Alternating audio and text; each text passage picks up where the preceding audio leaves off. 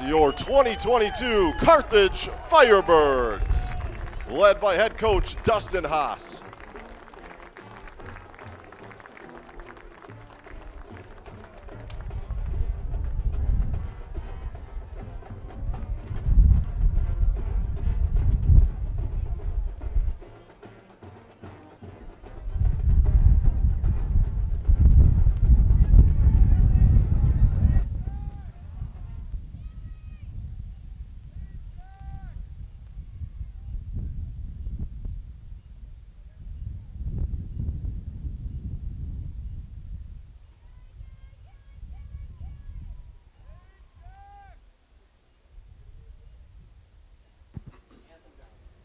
Ladies and gentlemen, please rise if you are able and remove your caps as we honor America with the playing of our national anthem, played by our pep band.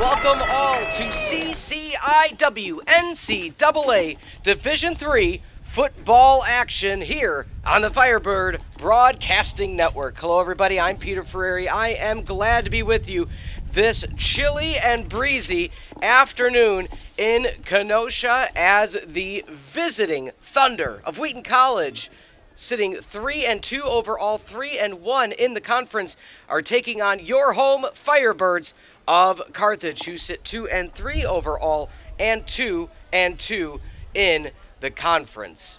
Again, I'm Peter Ferreri bringing you the call this afternoon. It's a joy and pleasure to be bringing the call to you. I know you have a lot of options of what to watch, and so we're glad you're with us on the Firebird Broadcasting Network. Now looking ahead at what the last game presented between Wheaton and their opponent and some of the statistics that they had against Elmhurst. Will Bowers, 143 yards, 2 touchdowns. Weeks had 119 and 2 touchdowns. Eggleston, 5 for 56. And Schaefer, 8 tackles, 5 solos, 2 tackles for loss, an interception, and a pass breakup. That led Bowers to a victory, of course, and Schaefer to the CCIW Defensive Player of the Week. So again, the Thunder, a 56-0 victory against Elmhurst. Now please bring your attention to midfield as the captains for both teams prepare they had for the a coin great toss. victory. They spoiled homecoming for North Park, 33-14. Beltran, an outstanding contest, 19-34, 304 yards, 4 touchdowns and an interception. Gajardo, 16 rushes for 61 yards, a touchdown, 1 catch for 5. Jarvis, 9 for 183 and a touchdown. And DeVito, 16 tackles, 9 solos, and half a tackle for a loss. Beltran, the offensive CCIW Player of the Week. So you're going to have an offensive Player of the Week and defensive Player of the Week facing each other today. And now let's look at some of the offensive stats for Carthage coming into today's contest to show where they sit on their side of the ball offensively. Scoring offense, 22.6 Wheaton, points a game. you're the visiting 7th team. in the CCIW. Heads, tails, Tails. To the coin toss heads. now. Let's get What is that your call? quickly. The call was tails. Is landed heads. Carthage has won the toss and will defer. You want the ball? Which way do you want to kick? Put your backs over there.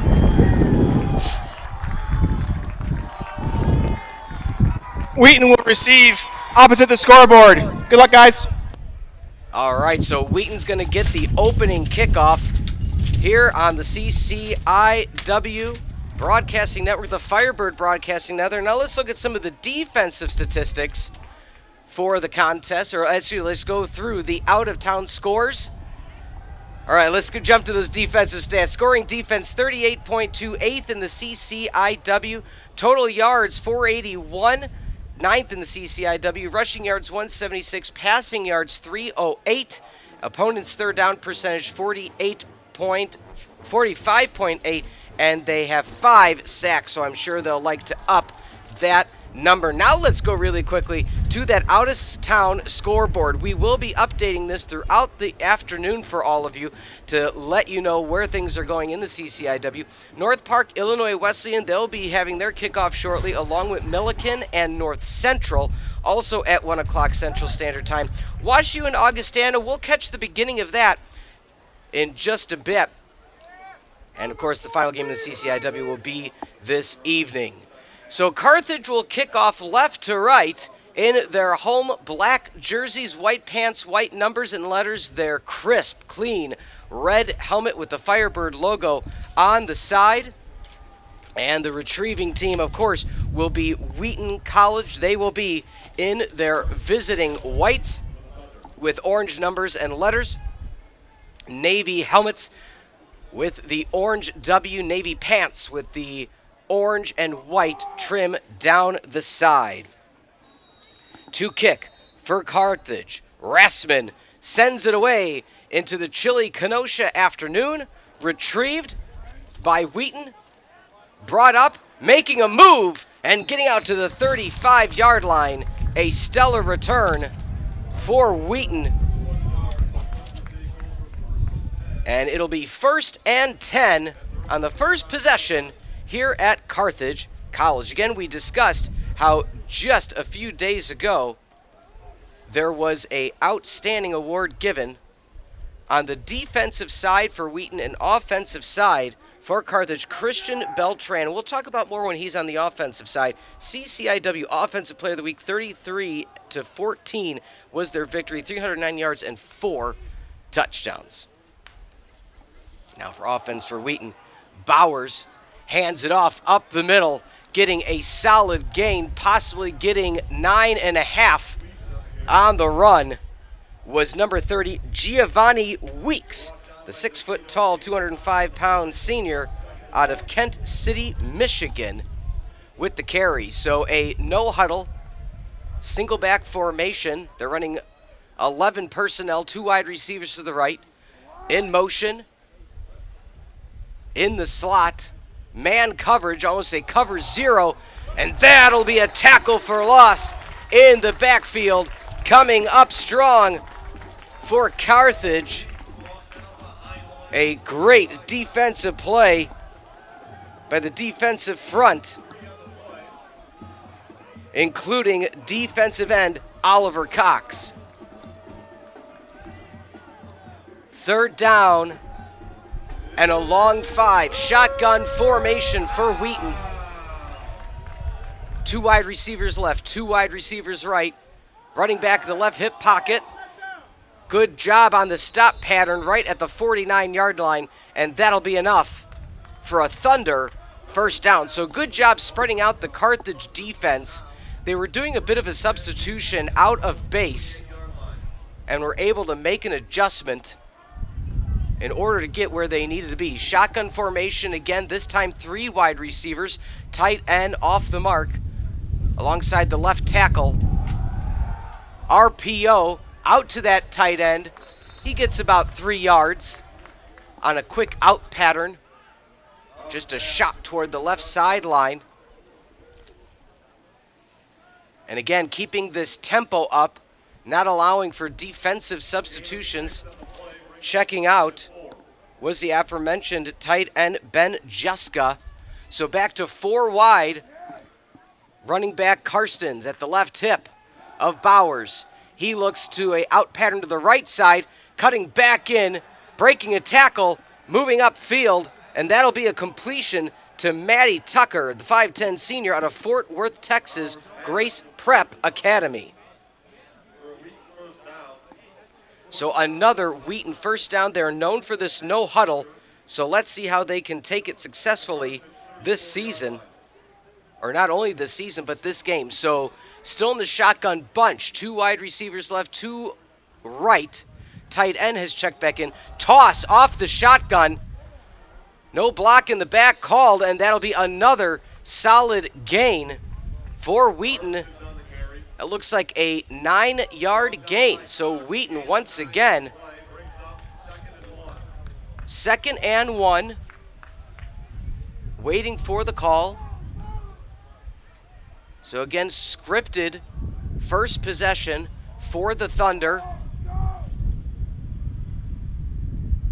Wide receiver comes through, but getting the handoff to the right and getting positive yards again is number 9, Karstens.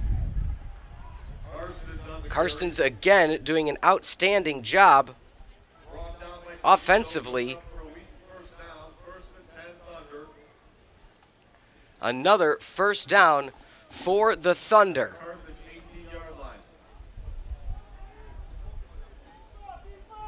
Lining up, trips right, 1 to the left. Running back goes from right left to left hip. Looking down, deciding to tuck it himself is Bowers, and he gets brought down. There's a loose ball and a flag on the field. I believe the ground caused the fumble.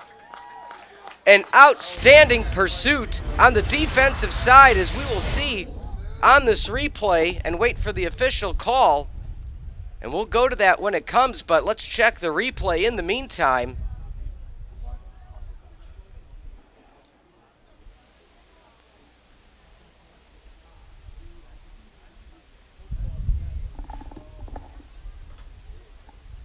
We're waiting to see, I believe, what the decision Carthage wants to do, whether they take the sack or the penalty. Again, it looked like upwards of a 3 to 4 yard loss by my vantage point. Holding, offense, number 15. 10-yard penalty from the previous spot. Repeat first down. Clock operator, please reset the game clock to 11 minutes and 12 seconds. All right, so we are going to move it on back and take the penalties. So 1st and 20 now after the hold. So again, it's a tough decision. You're in the red zone, so do you take the short yardage loss and the down, or do you take the long distance? They're taking the longer distance. Still in the shotgun formation, handing off RPO, tucks it himself. He's got a lane, and he slides down to just about the, looks like 15 or 16 yard line. Let's see where they spot the ball. That'll actually be just about the 18-yard line. So 2nd down and 10, so just about where it would have been, give or take a yard or 2 from before. So as we see, Bowers likes to look right, tuck left, and go. Let's see what he does, 2nd and 10. 2 split right, looks short, able to get the running back. Great open field tackle by the defense. Number 19, Barnes, the 5'10", 175-pound freshman out of Ocala, Florida. A beautiful touchdown-saving tackle. Jalik Barnes, outstanding job.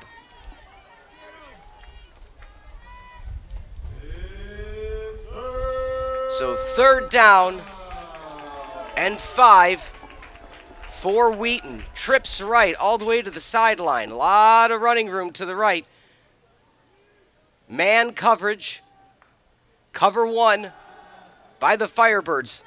Keeping it himself. A lot of pasture in front of him. The 10, the 5, and he slides down at the 3-yard line, gets the safe first down, and decides to slide instead of putting his head down and trying to go into the end zone. 2 Firebirds were converging quickly.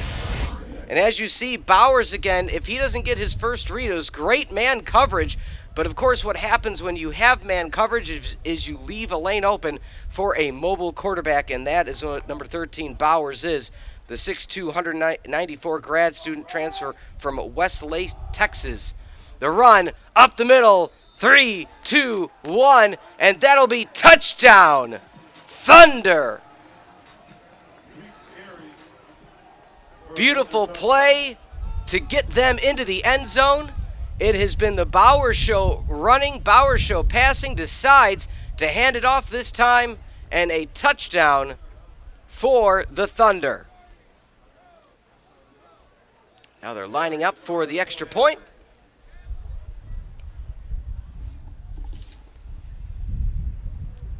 It's up, and it's good. So with 9 minutes and 9 seconds remaining in the first quarter, the Thunder, penalties aside, march their way down the field and get the touchdown on their opening drive against the home Firebirds of Carthage College. Again, Giovanni Weeks rushed up the middle and got that touchdown. So outstanding job by Weeks. Kickoff coming your way shortly on the Firebird Broadcasting Network.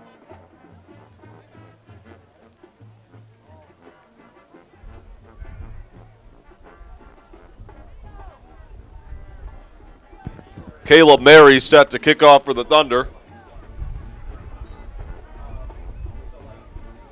Welcome back, Firebird Broadcasting Network. I'm yours truly, Peter Ferreri, joining you this breezy afternoon in Kenosha. The pep band on the sideline, the cheer squad on the near sideline. It's Breast Cancer Awareness Month, so they are sporting the beautiful pink jerseys or pink shirts with pink palms. As, again, the Thunder march downfield unadulterated, minus a penalty or two,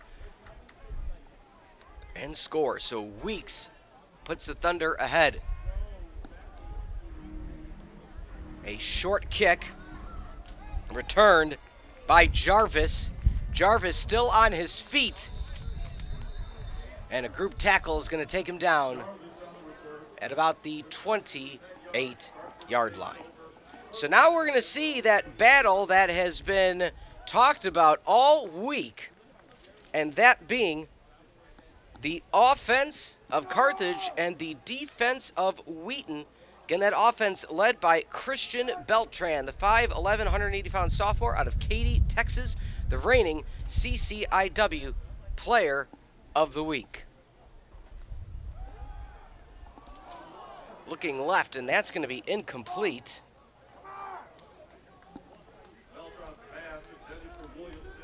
So Beltran wearing number 12 today.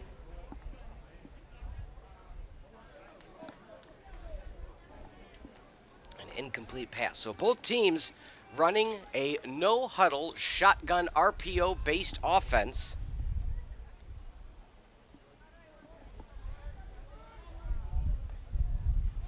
Another run up the middle. That should net about 1 or 2 yards for Carthage, as it'll now result in a 3rd and long.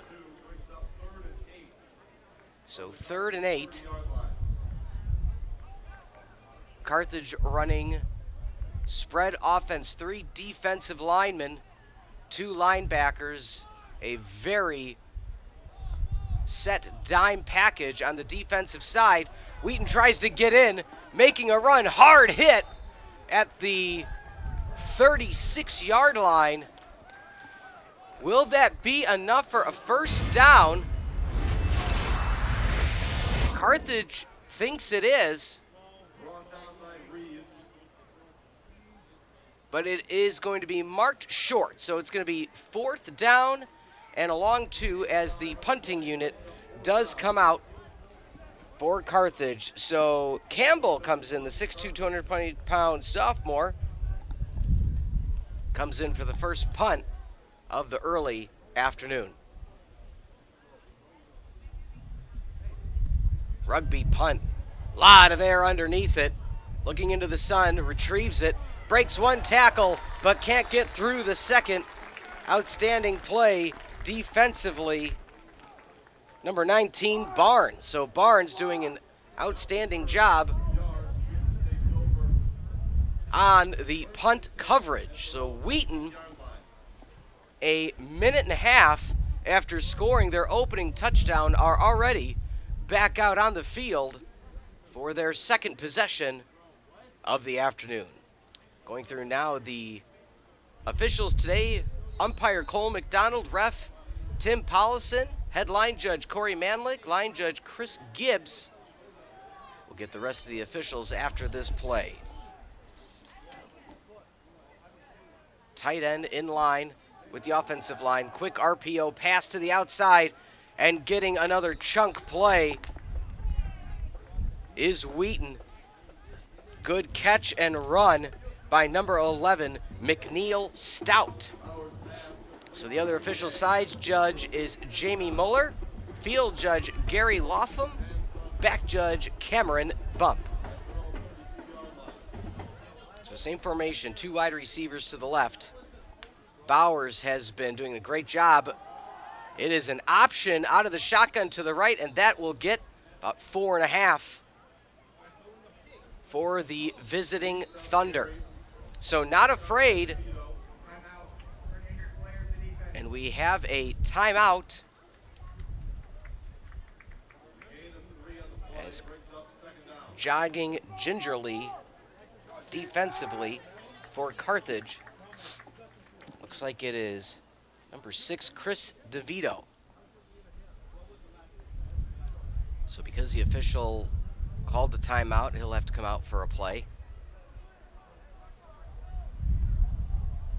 And we thank you for being with us this 15th of October as we are in the middle of our CCIW season coverage. Bowers, the grad student out of historic Carroll Senior High School in Texas, and he's taken down. About a 1-yard gain only for Karstens.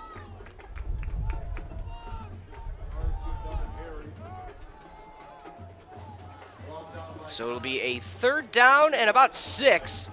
Karstens not able to get much behind it. Again, Weeks with the touchdown rush.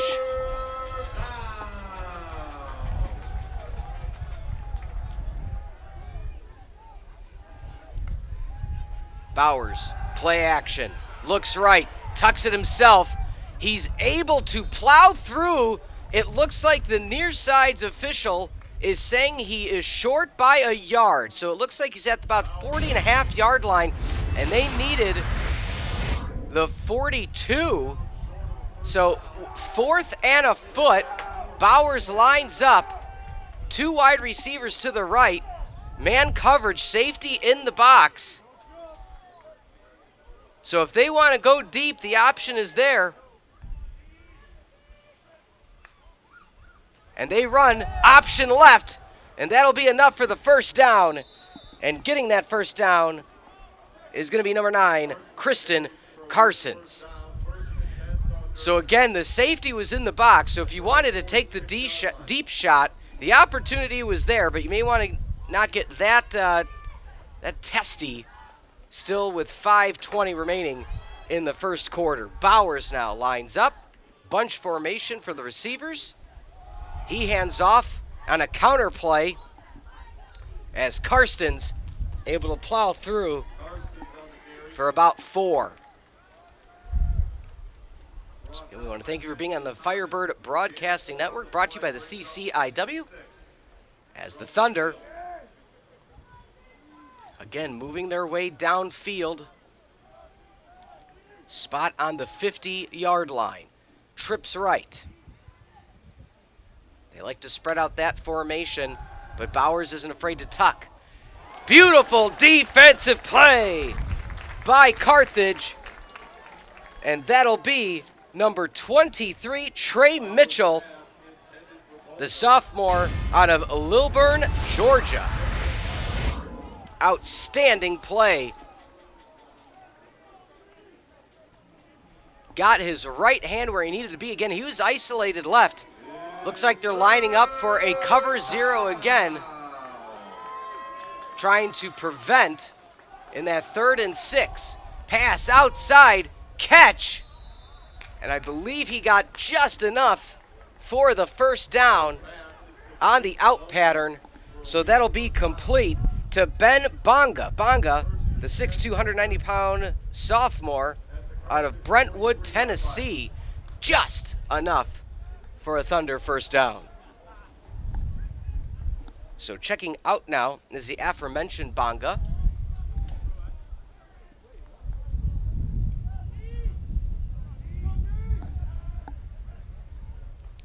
And a jet sweep in the shotgun, having to cut back in. Able to get some positive yards, so just good field awareness by Wheaton.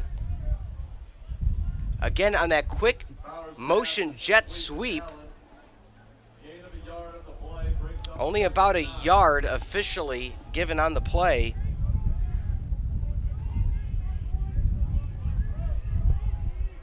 So it looks like Bowers may actually line up under center. He's only been there once or twice this afternoon. Karstens next to him at the left hip. He's actually going to be back in shotgun. 2 to the right, tight end on the left. 2nd and 9. And we believe it delay a game. Delay of game.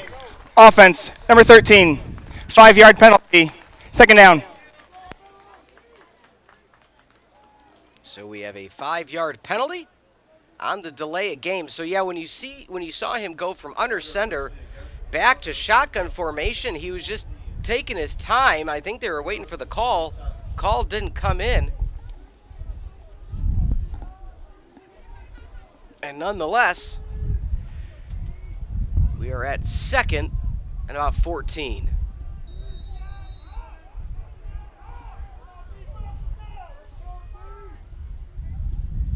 Two to the right, 1 to the left. Again, a short cover. Good job on the comeback route. Ben Bonga again getting that near side reception. The secondary is giving quite a bit of a cushion, and the safeties are playing almost even with them 10 yards downfield. So there is a deep shot there if they want it. Defensive line getting some pressure thus far for Carthage, though, not allowing Bowers to take that deep shot. Let's see if it comes now. He's got it right if he wants it. Goes for the out pattern. Beautiful snag out of the sky. Outstanding catch by Ben Bonga. Bowers just floated it up there on a quick 3 and out. As you'll see on this replay, outstanding camera work by our crew. Just tossed it up. It was a jump ball. And it's all that Wheaton needed. So 2:10 remaining in the opening quarter here in Kenosha. 3 left. Keeps it himself. Decides to pitch in the middle. Beautifully designed play. Misdirection as Karstens gets the quick handoff on the pitch. Not sure if that's going to constitute as a pass because it was forward. He didn't necessarily hand it off, so we'll see what that number is at the end of the game.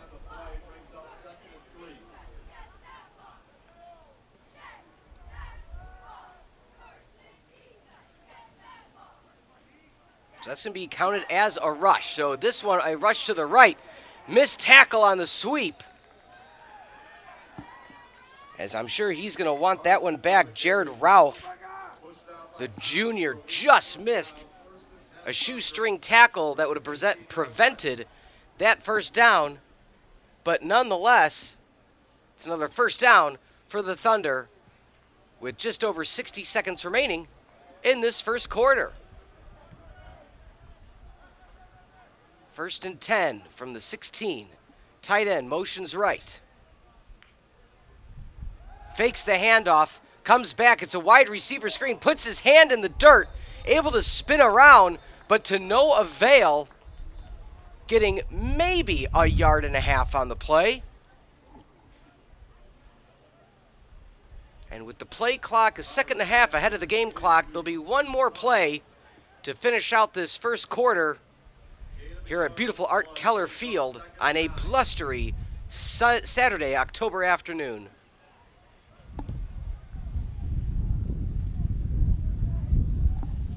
Bowers, shotgun, 2 right, 1 left. Looks for the pass left, not there. Gets the hitch route over the middle, staying up. Touchdown, Thunder!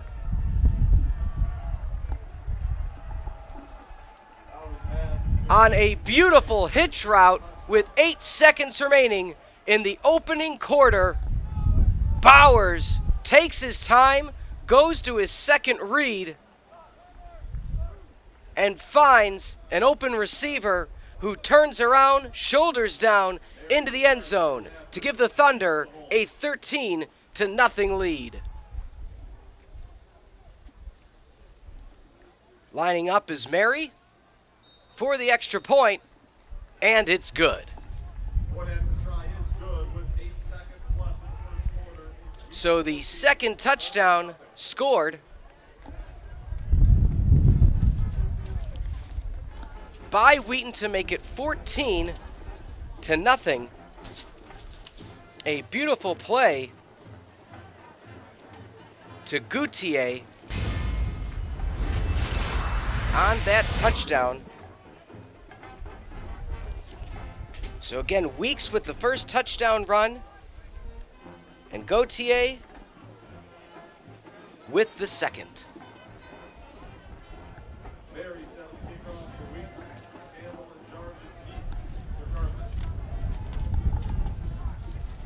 Carthage now to receive with 8 seconds left, so if they do return it, might get all 8 seconds off the clock, but great job scoring right before the end of the quarter by the Thunder. Again, that no huddle, even if they didn't get the touchdown, there was a completion to Gautier right at the goal line. Beautiful hitch route. Again, the second read for Bowers.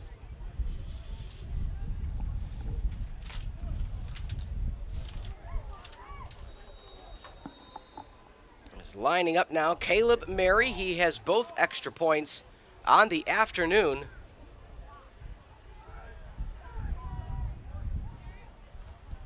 As he kicks it away, directs it just about the 20-yard line. Returning on the far sideline, looked like it was Campbell, and there's 4 seconds left now in the opening quarter.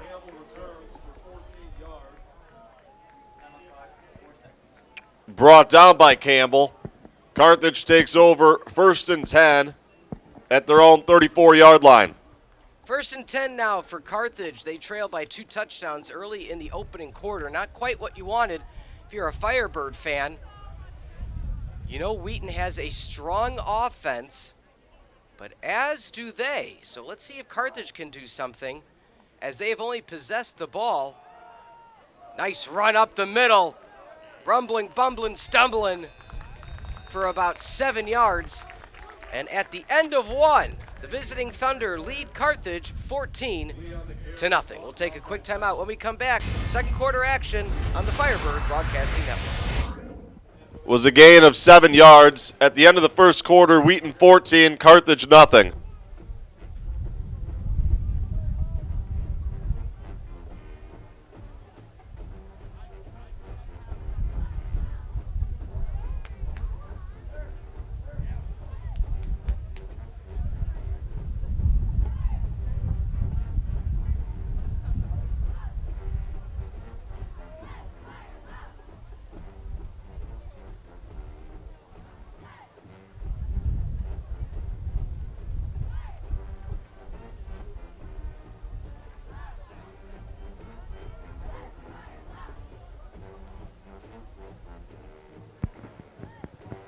Ladies and gentlemen, if anybody lost a set of Honda keys with a big surf keychain, it'll be located at the ticket booth near the north end of the stadium. And welcome back to the Firebird Broadcasting Network. Through the first quarter, it's all Wheaton all day, only 10 total yards for Carthage. Let's see what Carthage does now with their second possession. Looking to make a move up the middle, keeping it himself, and getting the first down on a beautiful play was going to be Christian Beltran.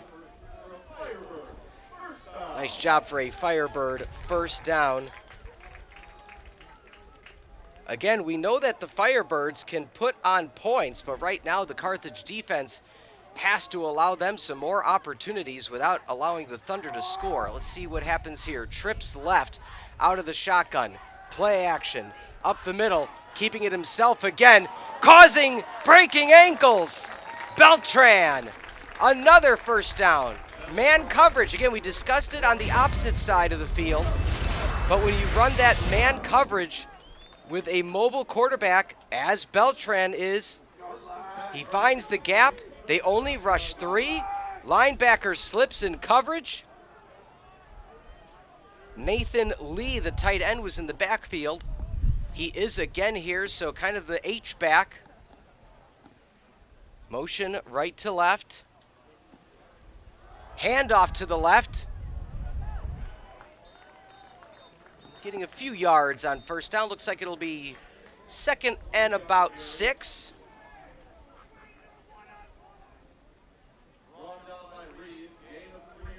Gain of 3 officially.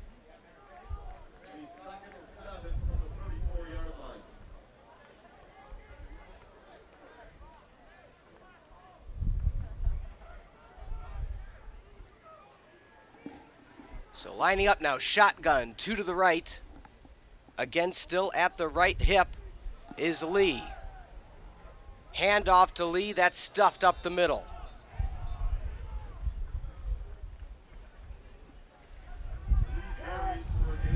So gain of a yard for Lee.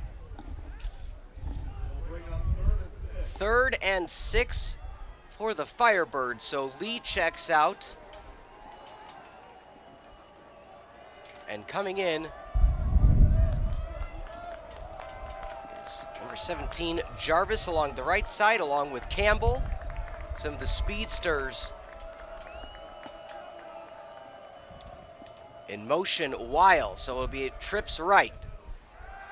Play action, keeping it himself again. Almost looked like he wanted to do that designed run with his Beltran. It's not going to be enough for a first down. So Beltran keeps to no avail.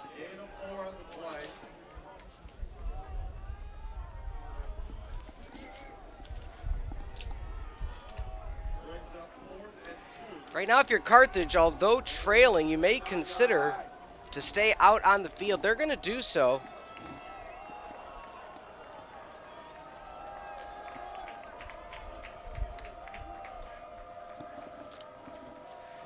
Looks left, fires left, and that's going to be complete, but was it enough for the first down? So the issue is going to be for Carthage. Jarvis broke out of his route a step too early. Ball was delivered on time, but it's going to be short of a first down. So just a bit short for Carthage. So Wheaton's going to take over on downs.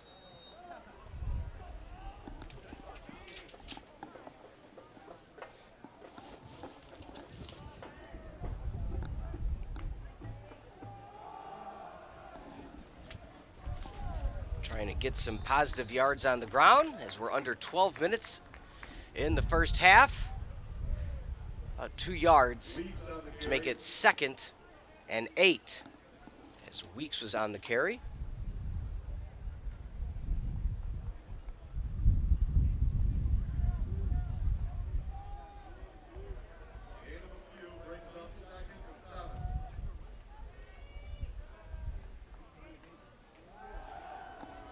Second and 7, actually. Long pass.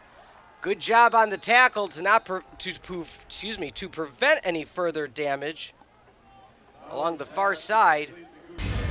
For Carthage. Gautier with another outstanding catch. as Bowers delivers on the spot. So quarterback under center this time. 2 wide receivers to the right, 1 to the left. Play action in its purest form, and pass broken up on the defensive side for Carthage. Great job by number 15, Thomas the third. Broken up by Thomas.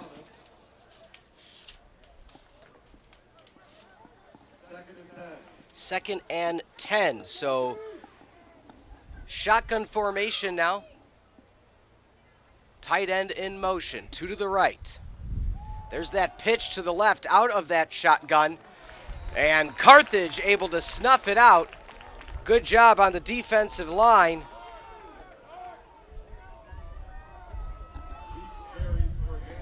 Only a gain of 2.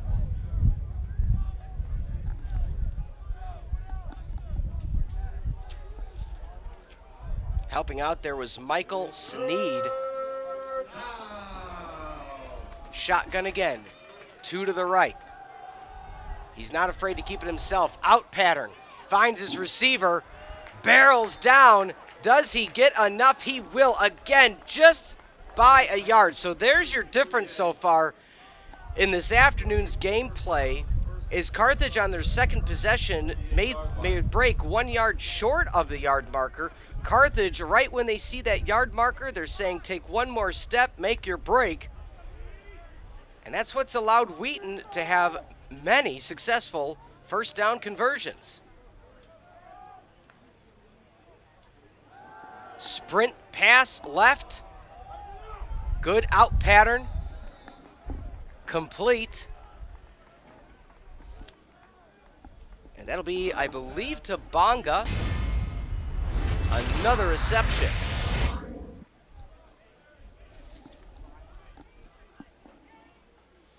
So Bowers right now 10 for 11, 75 yards, and 1 touchdown.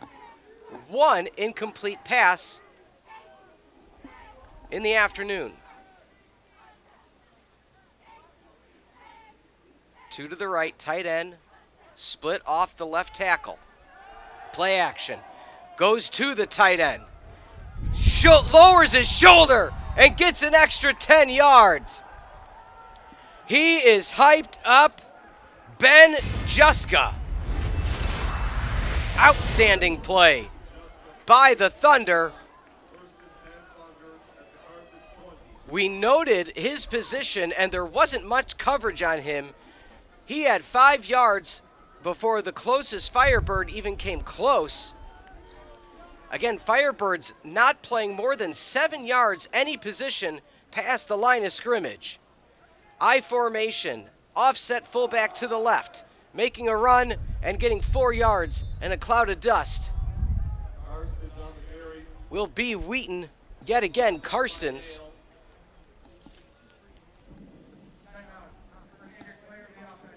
And it'll be a injury timeout. So not quite sure who was registered as the injured player over on the sideline. I believe it was secondary tight end Simeon Sechrist. But nonetheless, we're back wide. 3 wide receivers to the right. Man coverage yet again. They haven't had a problem getting a hitch route along the middle or a quick slant pattern. Let's see what they do here with 2nd and 7. Looking right, there's the slant, tipped away. Good awareness, the defensive end, Oliver Cox, out of Providence Catholic, dropped into coverage, did an outstanding job. As you'll see here off the right, takes the step in, gets in the lane, did the same homework we did in the booth, knowing that quick slant for that inside receiver was coming. That could have been pay dirt if he didn't get the right mitt up in the air. Causing now 3rd and 7. Clock is stopped, 8:30, a quick first half here in Kenosha. 3rd down for Bowers. He looks deep. No penalty is going to be called as one Thunder player, one receiver, got kind of stuck in between 3 Firebirds. So you could say they impeded his progress, but at the same time, the ball was uncatchable. It was about 10, 15 yards inside. And so lining up now for a field goal will be Caleb Mary. He's been successful on both of his extra points. 34-yard field goal attempt by Mary. Left hash mark. It's up. It has the distance. And it is wide right. No good. Pushed it far. So after a long drive, no points yielded for the Wheaton Thunder. So now, if you are the Carthage offense, you got to say, all right, we need to give our defense a break. We need to test this Thunder defense. We'll see what type of defense Wheaton lines up at. They have not been on the field much to account for.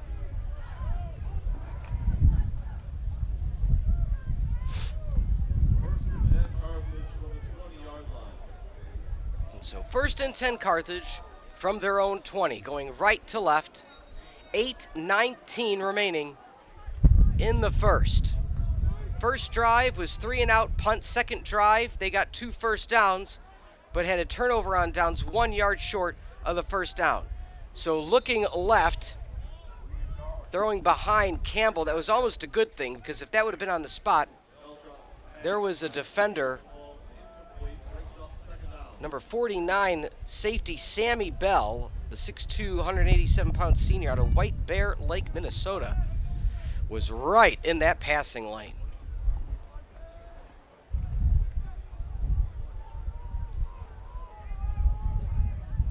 Motioning the tight end. He does hand off and getting brought down for a 3-yard loss. The H-back again, Nathan Lee, unsuccessful. And just like that, we have an official stoppage. Slow getting off the field. Looks like is Wheaton's Dmitry Skakovac.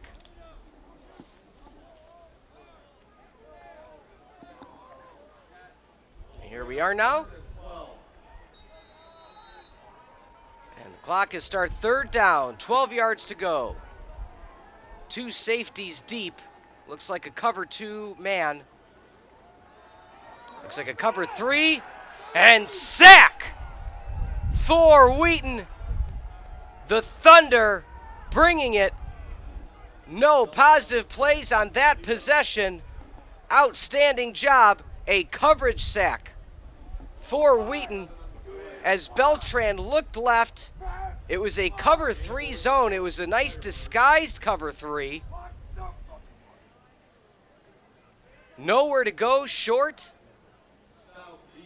When he went to his second read, had a defender right in his face. And Carthage forced to punt on a 4th and 19. Hits the dirt, still able to get off a line drive punt.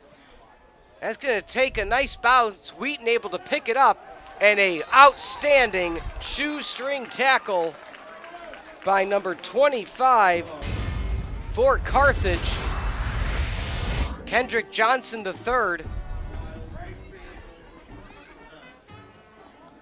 As we see off the bounce, picking up that kick return was McNeil Stout for Wheaton.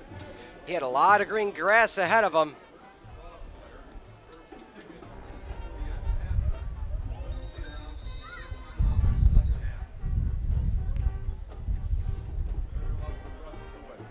So the official stopping the clock, 6:39 on the board. I believe we have oh, that is I thought that was a penalty. My apologies. It looks like it's leaves.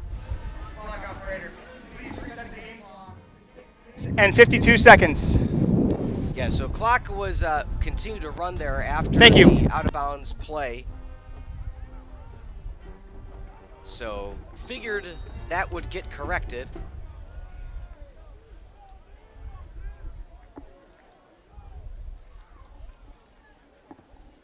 So 6:52 remains in the opening half. Handoff up the middle. Wide open lane.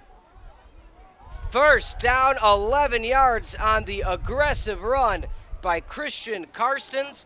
Found the lane, didn't even need to put a foot in the dirt, just went straight ahead. The offensive line opening up gaping holes. Nitz, Fay, Johannick, Gabriel, and Wall. Outstanding job on the offensive side for Wheaton. 1st and 10 from the 36.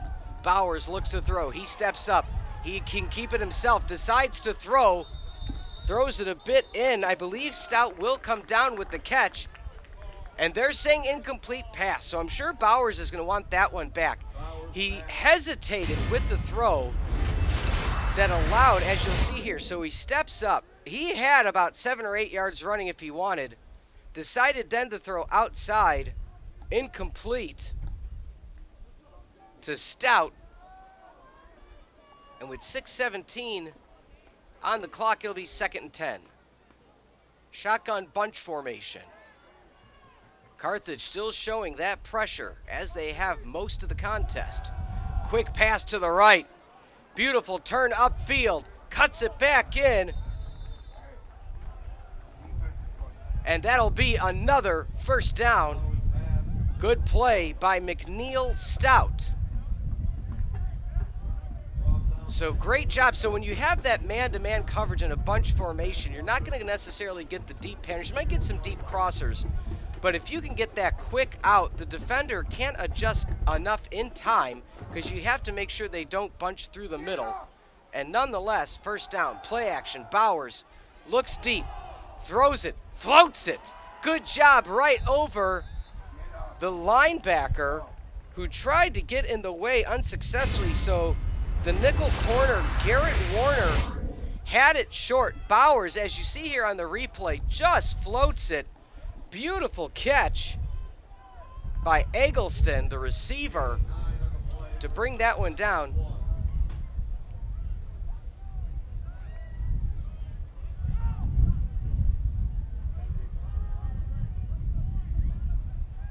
And lining up now, shotgun, 2nd and a long 1.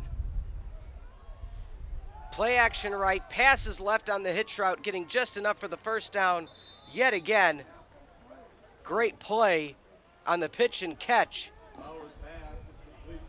Out to Karstens. So Karstens, who's usually been in the backfield, lines up as a receiver to the right. So throwing the tempo of the defense off.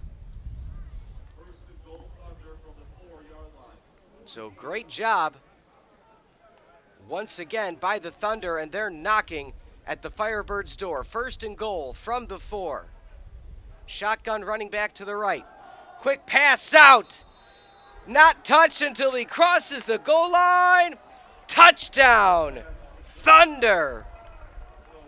And the Thunder rolls, and the lightning strikes as Wheaton up by 3 scores with 4:36 left in the first.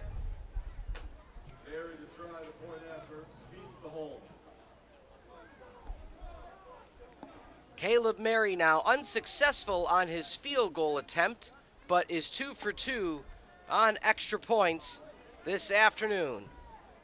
And that will split the uprights right down the middle, up and good. So again, with 4:36 remaining in the first half, Thunder coming into Kenosha and rolling against the Firebirds. It's 21-0.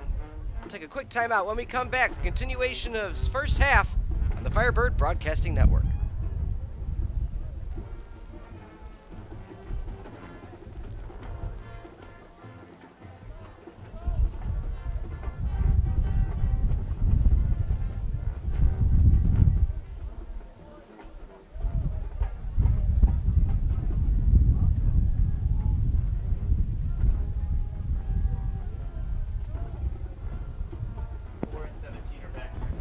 Mary set to kick off for the Thunder. Jarvis and Campbell deep for the Firebirds. Welcome back now, Firebird Broadcasting Network. Peter Ferreri on the call. Thank you for joining me this Saturday afternoon a blustery yet sunny Saturday in Kenosha. Wheaton is having an outstanding season, 3-1 in CCIW play. A walloping against Elmhurst last week. It's 50 degrees right now, with the winds coming out of the southwest at 15 miles per hour. And still on his feet, having to be twist tackled down. A lot of determination there by Campbell out of Milwaukee, Wisconsin. So right up the road. There's a Thunder player down on the field.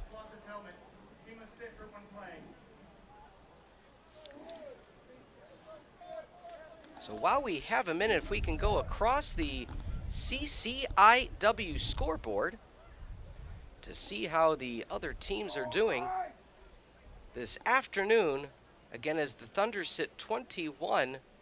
If anyone is missing a set of Honda car keys, they are now with Carthage Security. Please locate a security Again, member as for your keys. we're excited to be here this Saturday afternoon, North Central and Milliken, and North Park and Illinois Wesleyan. So far, Milliken trails 27-0 against Milliken. As slow to get off the field, no pressure on that right leg. Number 24, Clayton Reeves. So let's hope he's okay. Violent sport of football, so let's wish him well.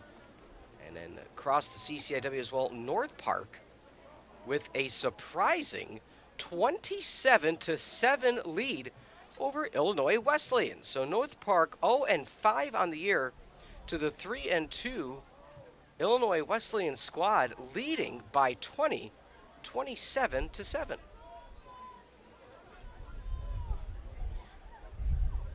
And again, Augustana and WashU kicks off at 3 Central Time, so just over an hour, and Elmhurst and Carroll tonight at 6. So with 4:28 remaining, Bowers having an outstanding day. 18 for 23, 158, 2 scores. Karsten's 55 on the ground with 3 in the air. Carthage trying to get something going offensively. Almost picked off, but holding on to it and getting positive yards, almost 9 yards on the reception. Outstanding play by Carthage. My goodness, that could have been a pick 6. Beltran got it in there just in the nick of time as Jordan Wiles, the 5'10 freshman out of Rolling Meadows, Illinois. A beautiful play.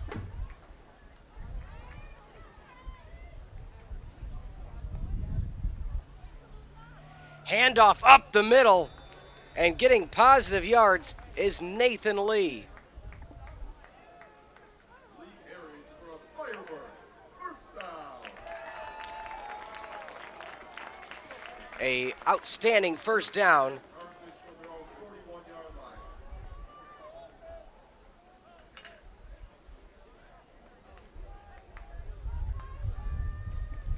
So lining up now with 3.5 remaining in the second quarter.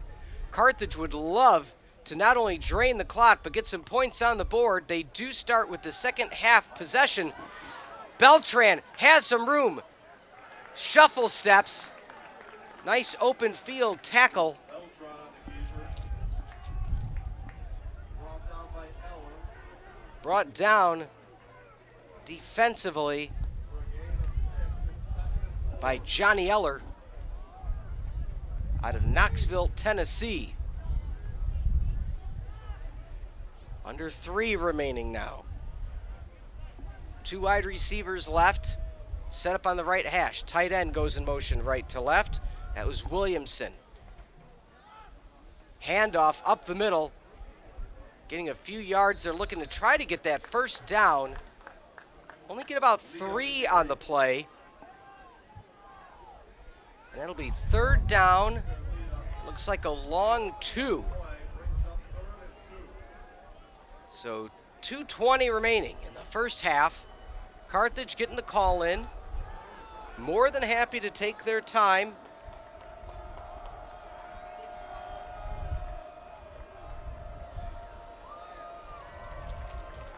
Looking left, finds Williamson. Williamson takes 3 to bring him down. Jalen Schaefer, the reigning CCIW Defensive Player of the Week, on the tackle. So good job. Again, Carthage takes a play out of the playbook, per se. For what Wheaton has done is you need a first down, run a route 1 yard past it, get the first down, and move it on. So 1:40 remaining in the opening half. Carthage. All right, this actually timeout is going to be called for Wheaton. So Wheaton calls a timeout. 21-0 is the score, with 1:39 remaining in the opening half. Thank you for joining us this Saturday. Again, Wheaton looking to stop any sort of attack that Carthage may have. Defensively, Ferreri has their lone sack for Wheaton. That was on Carthage's last possession, forcing a 4th and long.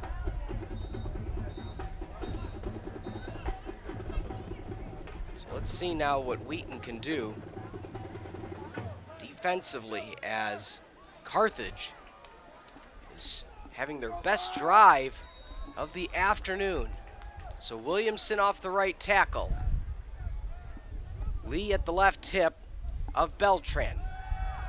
Beltran gets pressured, keeps it himself, tucks it with the left hand, and gets out of bounds as he was being chased down by number 12, Max Wilson. Good job getting positive yards, about 6.5 on the play, and out of bounds to maintain that clock. 1:32 remains.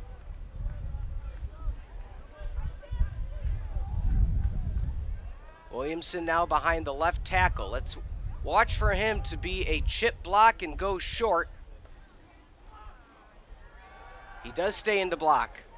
Looking deep, over the middle. Receiver's there, and that's going to be a pass interference called. So pass was slightly underthrown. The intended receiver was 17, Alex Jarvis, one of Beltran's favorite weapons. The defender couldn't turn around in time because it was underthrown. The officials are now talking about it. I don't know if there's more than there. Looks like there was another penalty in the backfield. Each team holding offense number 69, pass interference defense number 1. Those fouls offset, 2nd down. All right, so just like that, what could have been a huge opportunity for Carthage to get close to field goal range, thwarted by a penalty. So Beltran now getting some positive yards, throwing the ball, but not to mention his 31 rushing yards. So they'll replay the down. Hand off to Lee. He's got space to the left. All the way down and out of bounds at the 8 or 9 yard line. A outstanding draw play. Beltran popped up to throw, handed it off to Lee. Lee, a beautiful run. And let's not forget the outstanding run blocking by the receivers for Carthage, and also the wherewithal of Lee to make that run toward the sideline. Plenty of time left, 1:17. Handoff. Lee puts his shoulder down. Touchdown, Firebirds. And the Firebird faithful are on their feet as Carthage, breathing life into their fan base, going all the way downfield with less than 4 minutes on the ground, run after run, a 27-yard run by Lee to set up that touchdown. So Lee, 54 yards on the ground and a touchdown as Carthage finds themselves, as the extra point is missed, but as we see here, that was the penalty call on the pass interference and holding. But with 1:13 remaining in the opening half, it's 21-6. The Firebirds within 2 scores now. So a much needed offensive drive for Carthage, not only to show and build their own confidence, but on the flip side, to give the defense a break. The defense have been out there for most of that first half. So 83 rushing yards for Carthage on the day, only 17 receiving yards. So they have not needed to pass as they have been very successful running primarily on that last drive. But now on the other side of things, don't forget, Wheaton, 158 yards in the air in the first half, can very easily find themselves in scoring position. One missed field goal on the day. That was from 30 yards out, wide right.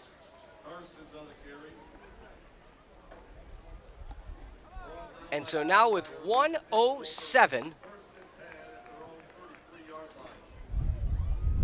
remaining in the first half, I don't believe Wheaton's just going to kneel on this one. They are going to try to score. They have the ability with the speed on the outside.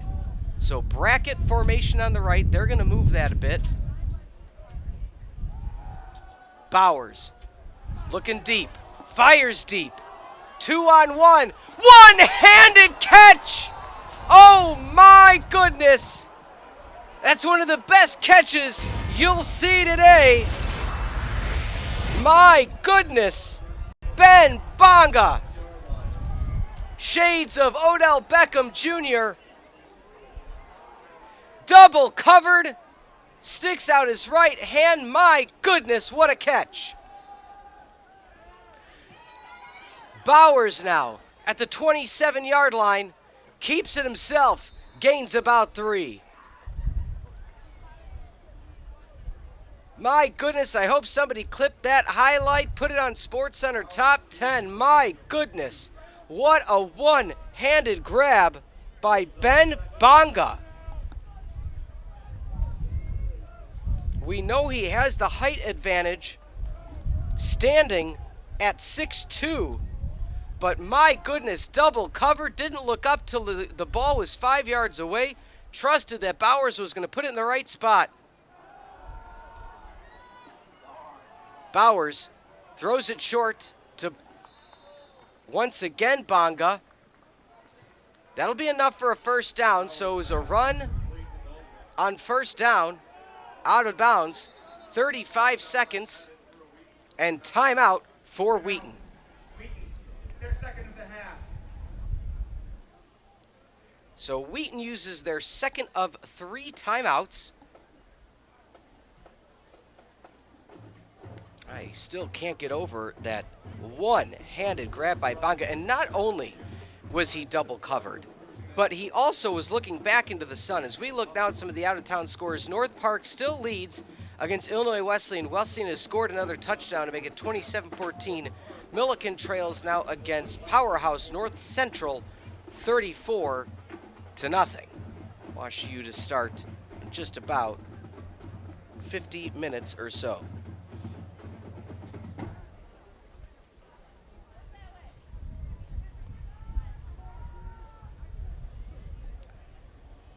So Wheaton College sits first and 10 from the 15-yard line. So they have one timeout, 35 seconds, and 15 to go after that massive completion over the middle, 41 yards to Bonga. If Wheaton scores, that may be down as the play of the game. Carthage had all the momentum. Bowers rolls left, being chased down. That might be intentional grounding, unless they say that the receiver's in the air. It didn't pass the first down marker,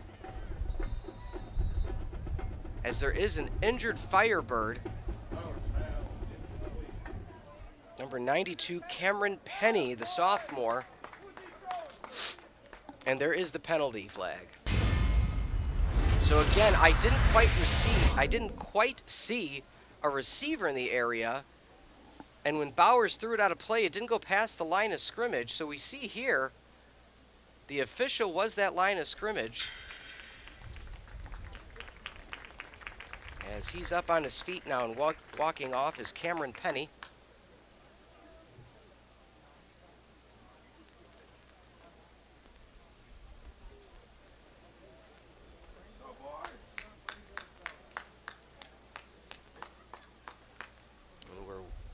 Waiting for the official word. Again, we're going to assume it's intentional grounding as the offense has moved back that 10 yards.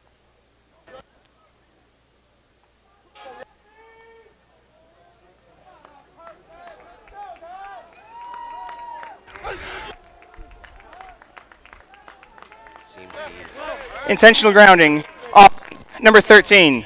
The ball's to the spot of the foul. Loss of down. Second down. The game clock. So game clock is going to be set at 28. So pushes Wheaton back. So now you have to say you still have your timeout, but you lost that down. So now you are at the 25-yard line. Man coverage on the outside. Bowers over the middle. Almost another one-handed grab. My goodness. That time the intended receiver, McNeil Stout, used every inch of his 5'9" frame to try to get to that one. Bowers inches out past the outstretched hand of receiver Stout. So now you have to look at down and distance. It's now third down. You have your timeout with 20 seconds. Now you may just want to pick up enough yardage to get into field goal range. Call that timeout. Bowers over the middle. Incomplete pass or fumble, and they're waving it incomplete. So McNeil Stout actually held it, but as he was turning, I believe it was poked away. So we'll see if that's what the call's going to be. So pass to Stout right away, punched out by Zach Hale out of Hononegah High School. So a long-range field goal. So about a 30... Let's see, it's going to be a timeout now for Carthage.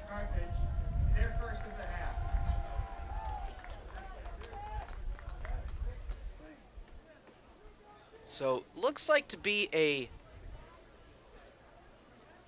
37-yard field goal.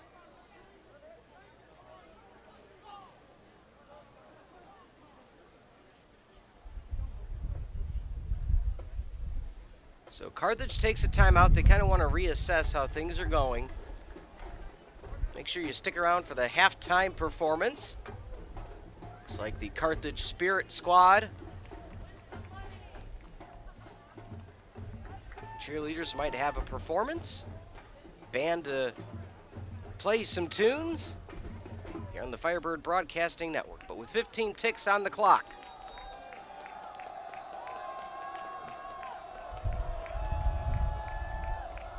Again, looks like about a 42-yard attempt. It actually has the distance. And good. From long range, Caleb Mary splits the upright. And 10 seconds remain on the clock, and the Thunder have themselves a powerful right boot in Caleb Mary out of Cincinnati Hills Christian Academy. That had a good 5 more yards on it, if needed. So it did look like, again, on that third down play, they were just trying to get enough yards to make it an easier kick. But they didn't need so. My goodness. And so Mary set to kick off now with 10 seconds to go. None have been into the back of the end zone for a touchback so far.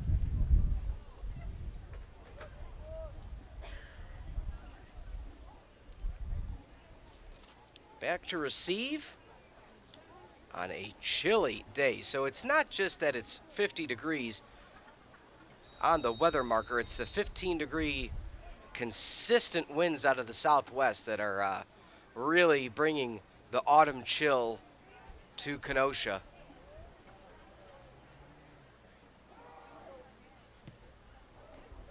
Mary sends it on the ground and catching it at the 5-yard line was kick returner Campbell. So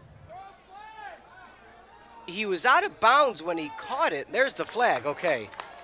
So usually if you're able to stand out of bounds as the kick returner and catch it, that'll move it to the 40-yard line. He could have let it roll out of play and it would have done the same.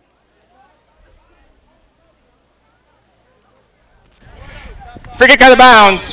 Kicking team. The ball be placed at the 35-yard line. First down. My apologies, 35-yard line. So you know what? 10 seconds on the clock. You got some timeouts. Mind you, Wheaton uses their final timeout of the half. So 24-6 after that outstanding field goal by Mary.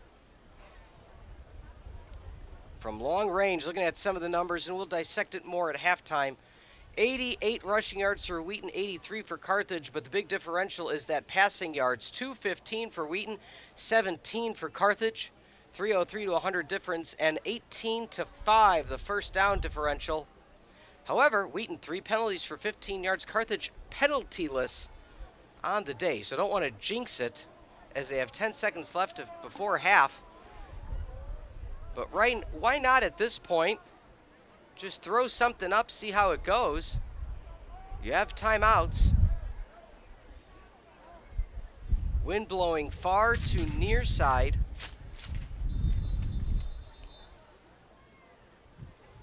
As we're waiting for the far official now. So game was going at a very quick pace until that Carthage score, and then things really slowed down. 92. Hits the game. 15 penalty. First down. Well then, a unsportsmanlike conduct penalty 15-yard called. penalty against Wheaton. It's now 1st and 10 Carthage from midfield. A completely different situation as Carthage now, after a 15-yard unsportsmanlike penalty called on a defender for Wheaton. 10 seconds, so one play to get into range, and here we go. Looks left. And sacked! Fumble, oh, they're going to say on the ground. But my goodness, and the clock expires. And all the momentum that Carthage may have had looking deep, brought down from behind by a slew of Thunder players. And that'll bring us to halftime. So at half, the Thunder lead 24-6 of the Firebirds. We're going to take a quick 60-second timeout, and when we come back, some thoughts. We'll be back on the Firebird Broadcasting Network.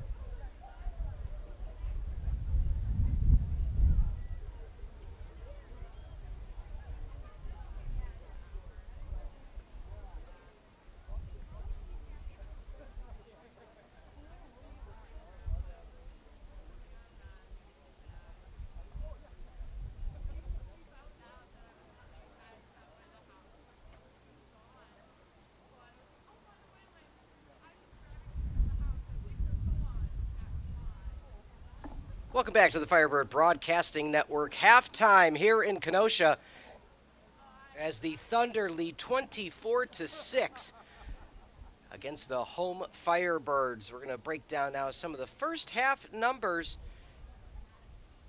for this contest. Rushing yards, slight edge to Wheaton, 88-82. As for passing yards, 215 to only 17 for Carthage. It's been all in the air for the Thunder, and their advantage 303 to 99. So the total yardage dipped just a bit on that last possession by the Firebirds, having had a sack against them on the final play. 18-6 the first down differential, so of course time of possession has favored Wheaton.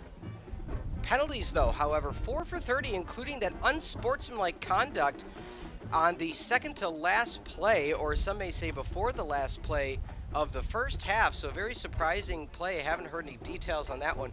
And then for third down conversions, 5 for 8 for Wheaton. So that has kept those drives alive, and only 1 for 4 for Carthage. So I'm sure that's something that Carthage would like to change in the second half. Looking now at some of the individual stat leaders. Passing 3 for 5 for 17 for Beltran.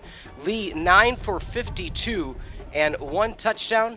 As on the receiving side, Wilkes just the 1 catch for 8 yards, but on the defensive side, DeVito 5 tackles overall for Carthage. As for Wheaton, Bowers a crisp 20 for 27 for 208 yards, 2 touchdowns, no interceptions. Karstens has been on top of things on the ground, 9 for 55. And then Bonga, again, a play of the day, one-handed catch for 41 yards, 7 total for 88. And then defensively, Anthony has led the way, 4 tackles, 1 for loss to help the Wheaton Thunder take their lead. So at halftime, it's 24-6. When we come back, second half action as the Thunder take the field now. We'll be back shortly on the Firebird Broadcasting Network.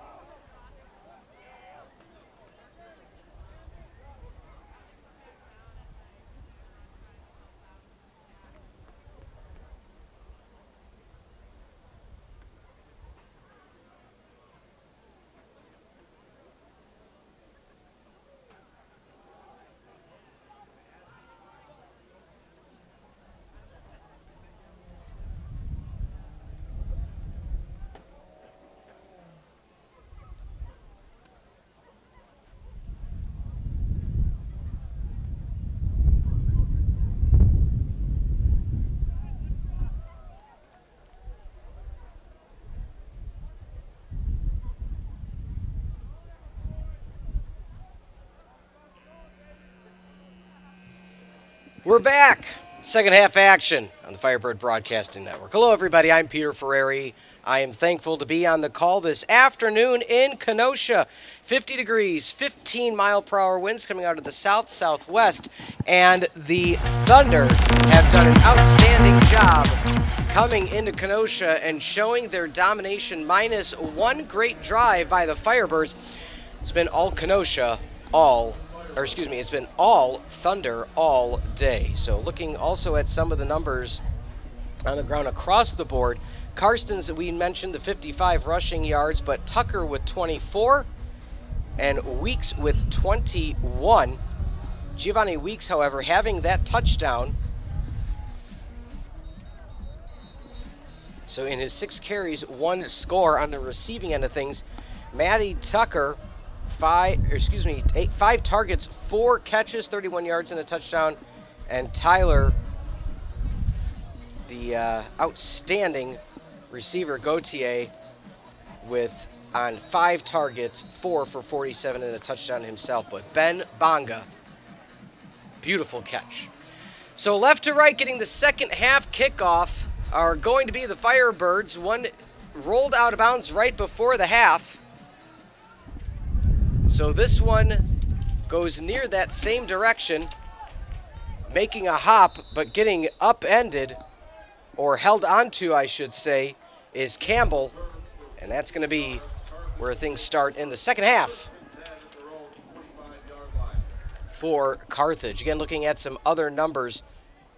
Both teams went for it on fourth down so far. Wheaton 1 for 1, Carthage 0 for 1. Again, they were a yard short on that fourth down time. But the big one here is Wheaton 20 minutes to 10 for Carthage. So a 10-minute differential already in the first half. Let's see if Carthage can chip into that and give their defense a break in the second half as they hand off to the fullback right up the middle, Nathan Lee. They have no qualms handing it off to him as many times as possible. The 6-foot, 225-pound H-back. Shades of Mike Allstott just plowing through. No gain on that play. It'll be second down and 10. So 3 fellow quarterbacks are on the sideline in yellow kits, sending in the signal and the play. Motion left to right for Williamson. He goes back to the left side. Beltran pulled down in the backfield. Sack right off the snap. My goodness. Instant penetration by number 91, Caleb Kuhn, the 6'1 senior out of Knoxville, Tennessee. That was instant. I mean, that snap got to Beltran. He looked at his first read and immediately was taken down by Kuhn.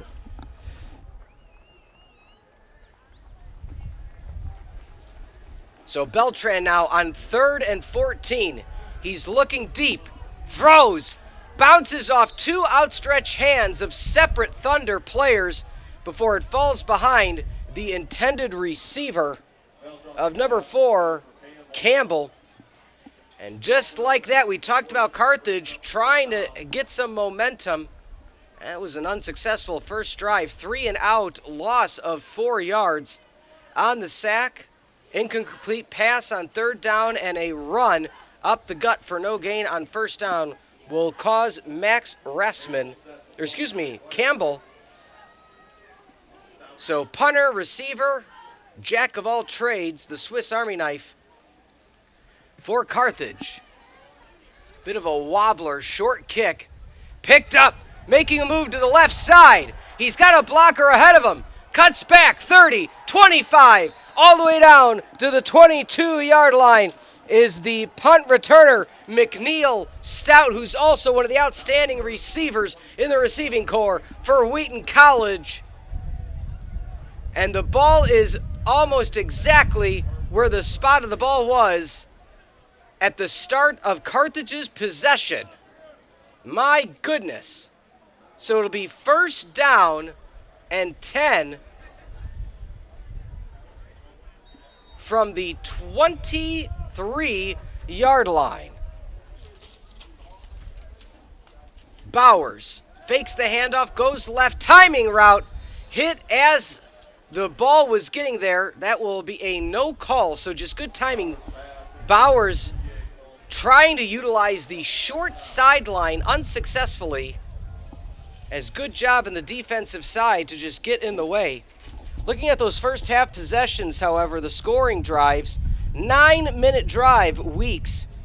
It was 11 plays, 65 yards to go 7-0. Or excuse me, that was a 5.5-minute drive. Then a very short drive. Nice short slant route to get about 5 yards by number 8, Will Eggleston. But then, a long drive of 7 minutes and 20 seconds is Gautier, 14-yard pass. Tucker then a 9-yard reception on a 2-minute drive for Bowers. And then a nice 3.5-minute drive carry by Lee. Bowers, fade pattern, left side, wide open. Touchdown, Wheaton. The Thunder matriculate on a quick drive after an outstanding punt return by McNeil Stout. Fade pattern, left side of the end zone. Touchdown, Thunder.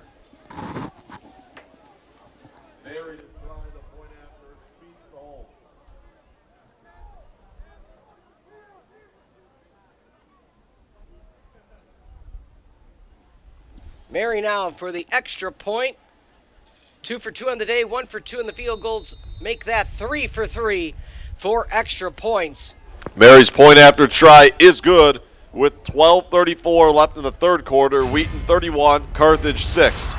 And as we see on the replay, outstretched hands, perfect placement on the fade pattern, Willie Eggleston, the 6'1 senior out of Knox West High School in Knoxville, Tennessee, gives Wheaton a 31-6 lead, less than 3 minutes into the second half. What a drive for Wheaton.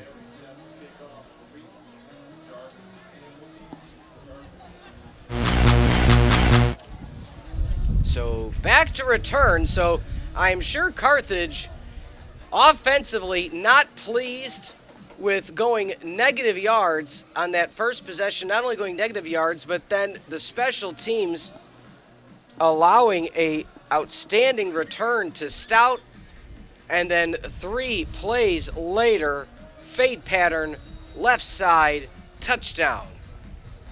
So 31-6 your score.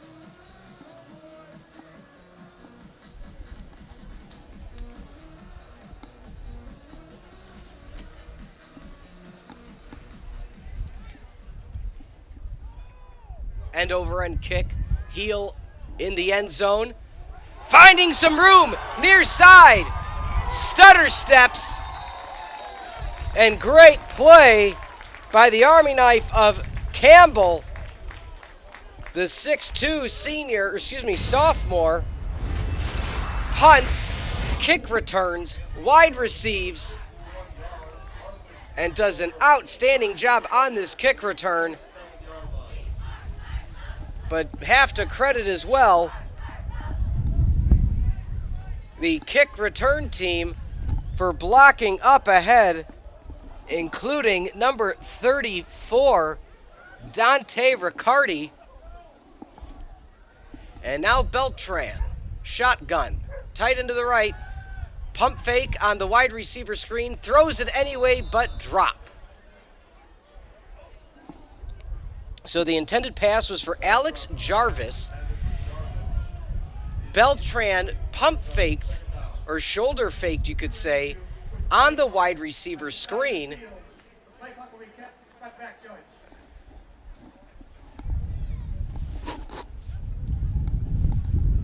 So the official came out and said a few words about the play clock. 12:21 on the game clock. Handoff over the middle. Positive yards, much needed positive yards for Nathan Lee. So 3rd and 2 for Lee on the day.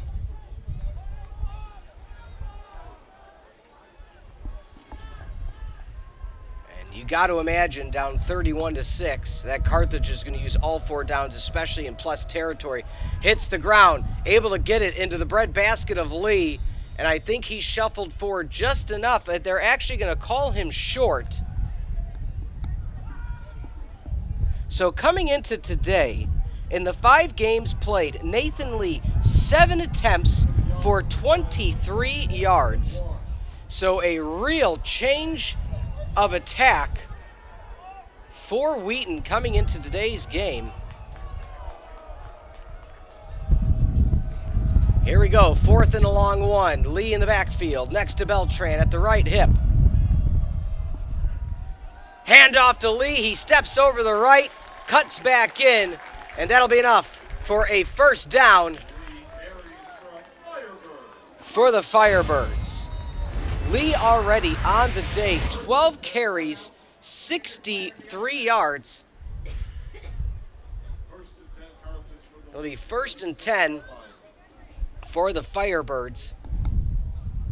As Beltran now getting the call from the side, and Beltran still sits at 17 completed passing yards, but 38 rushing yards.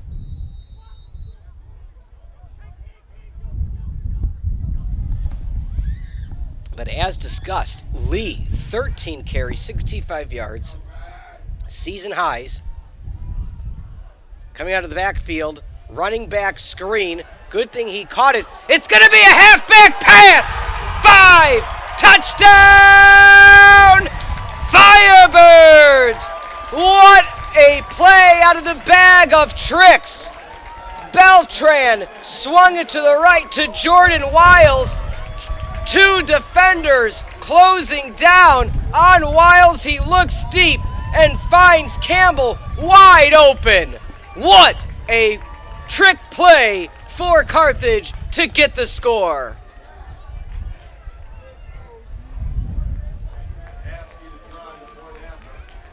Outstanding play by Carthage, saying we need some momentum on our side. Extra point up and is no good.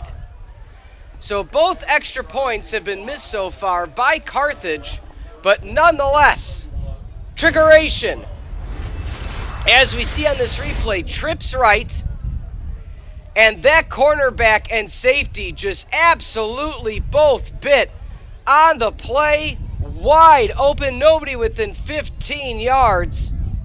So you saw the cornerback that was defending Campbell right when the swing pass happened. He did his due diligence and crashed down on the running back, Wiles, or in that case, receiver Wiles, who came in motion.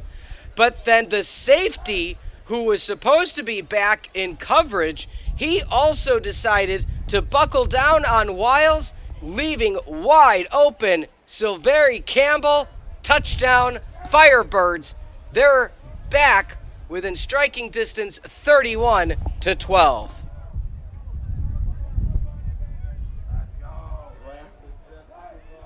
Birds, Karstens, and Allen deep for the Thunder.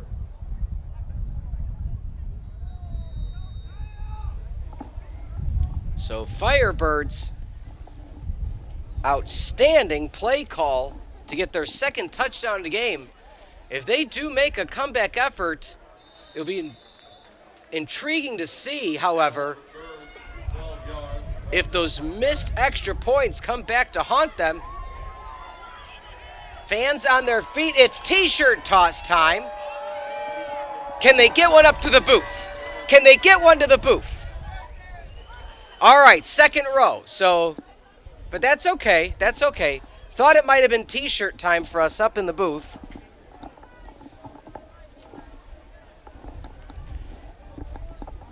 Shotgun formation. 2 wide to the left, 1 to the right. Tight end off the right hip of Bowers. Bowers checks it down, Positive yards, stiff arm.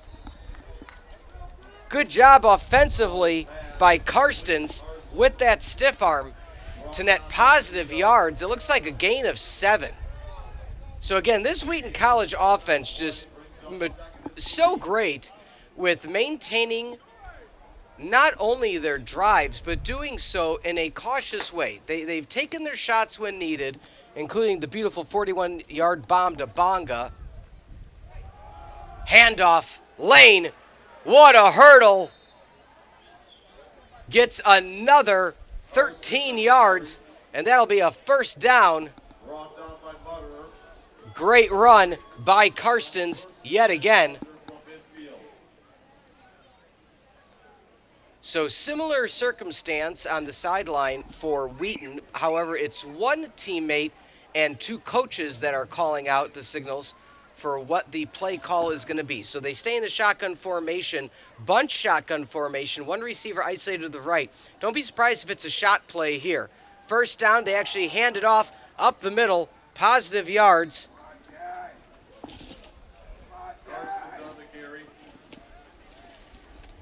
And that'll be about 5 yards for Karstens. 6 yards, my apologies. So it'll be second down and a long 4. We want to thank everybody for joining us on the Firebird Broadcasting Network. Wheaton College leads 31-12. They're driving yet again with 9:11 remaining in the third quarter. Blitz coming off the right side. Stutter step. Pass is low.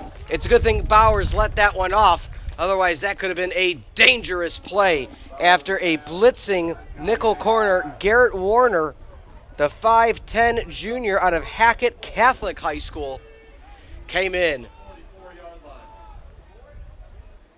So straight off on the about 45-yard line is where this will be. Third down, long 4. Trips formation, bunch formation to the right, isolated wide receiver on the left. Might this be their ISO shot? We've seen him do it with the slant play today. Roll out. He's got a receiver deep, wide open, broken coverage. 2 defenders were covering the same receiver. Mouthpiece gets knocked off, but going all the way down to the 4-yard line is, I believe, number 6, Tyler Gauthier.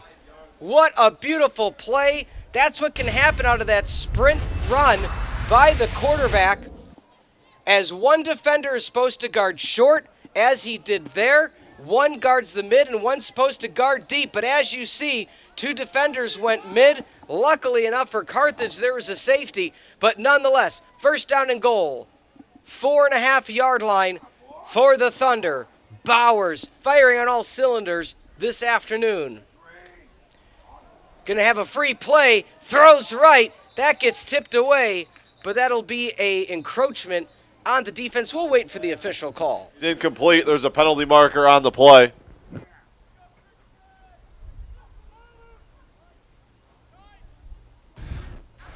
Offsides. Defense, number 9. Half the distance from the previous spot. Repeat, first down. So as you heard there, it was a offsides on the defense. Defensive end, number 9, Marlon Sam, the 6-foot senior out of Indianapolis, Indiana, hopped offside. So first down and goal, half the distance will be from the 2.5-yard line. Sprinting wide receiver, handoff up the middle, stopped in the backfield. Nick Levy, the 6'3 sophomore out of Menominee Falls. Great job staying on the run play, not being discouraged or distracted, you could say, by the sprinting possible jet sweep of the receiver. Trusted his teammates. That's the key there. Didn't let his eyes leave the backfield. And we're now at second down. Shotgun formation, 4 wide. Pass right side. One-handed catch for the score. McNeil Stout says you only need 1. Left-hand stab. Touchdown, Thunder.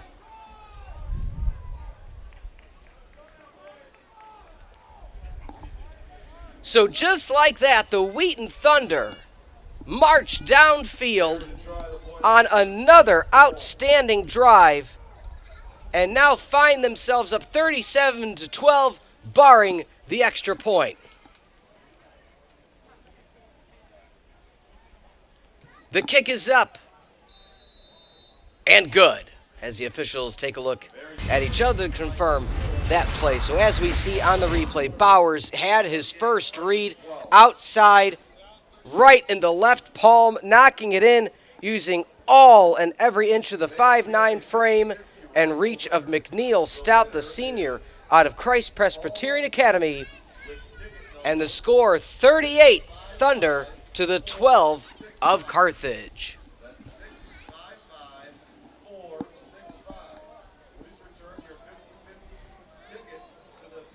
So just like that, Carthage had a little bit of momentum. Coming out of halftime, the Thunder scored, but Carthage answered right back, making it 31-12 with a 36-yard trick play on the wide receiver to wide receiver pass on the screen. But just like that, Carthage answers right back, Wheaton answers Carthage right back all the way downfield to make it 38-12. Will Bowers with the 3-yard completion to McNeil Stout. My goodness. That was a short drive. So we sit at 7:41. Bouncer on the ground. Campbell picks it up, just looks for something, cuts back in, and actually gets something out of that.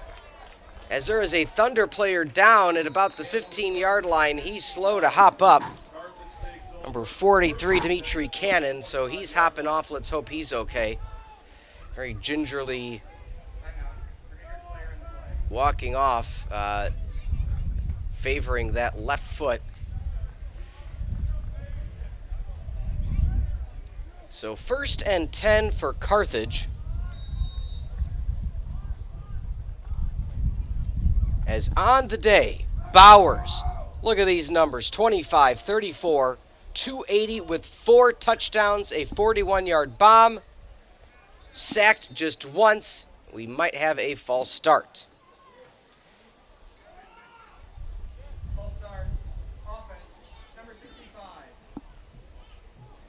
There actually is one other pass completed, so Piercy did come in for a play, 1-for-1 for 7 yards. So I thought at some point it was Piercy. I didn't quite see it with the way the numbers were situated on the jersey and the quickness of that play and that substitution. On the flip side, Beltran still sits at 17 yards passing. His receiving counterpoint, Wiles, 1-for-1, 36 yards on the touchdown to Campbell. Handoff up the middle, fumble. Beltran able to get to it in time. So not what you wanted on first down for Carthage. As checking in now is number 69, Giltmeister. Checking out is 65 for Carthage.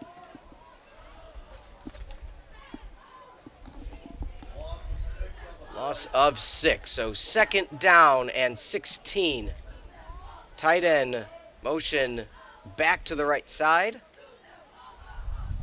Hands off up the middle and stuffed again. So 2 plays in a row. First going backwards, second going nowhere. Some of the fans not pleased with the play calling. Again, down 38-12. And you are having your running back, number 37, run right into the gut of the defense. That being Bryce Frank. So Frank now stays in at running back. Runs up to the left, keeps it himself. Tries to cut back in. He's going to be stopped short of a first down. Great open field tackle by the defense. That's number 21, Jalen Schaefer, the reigning CCIW Defensive Player of the Week. And just like that, Carthage will be forced to punt with 5:40 remaining in the third.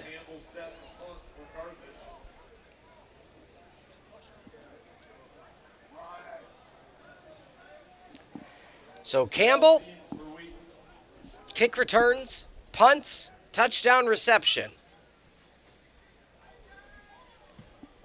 As he rugby punts it to the right, huge leg behind him. That has a Wheaton Thunder bounce and will be downed at about the 36-yard line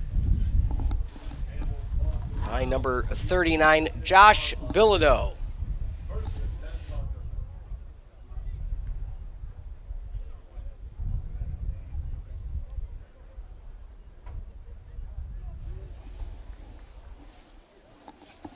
So with 5:14 on the clock, the Thunder lead 38-12 against Carthage. I'm Peter Ferreri on the Firebird Broadcasting Network. Thank you for joining us this Saturday afternoon in October. Wind seems to die down a bit. Bowers, pump fakes, wide open, leads the receiver, and that's going to be a good catch by number 6, Tyler Gauthier, yet again. He has done an outstanding job today. Touchdown receptions. If Bowers would have let him a bit, he had nothing but green pasture in front of him. Bit underthrown, complete nonetheless. Massive gain down to the 34-yard line as the Thunder now are in shotgun yet again. Tight end sits off tackle to the right. He has the screen off the left side, pulling guards. Karstens finds the sideline. 10, 5, touchdown, Thunder! You can't stop them. You can only hope to contain the Thunder offense absolutely rolling. 44-12.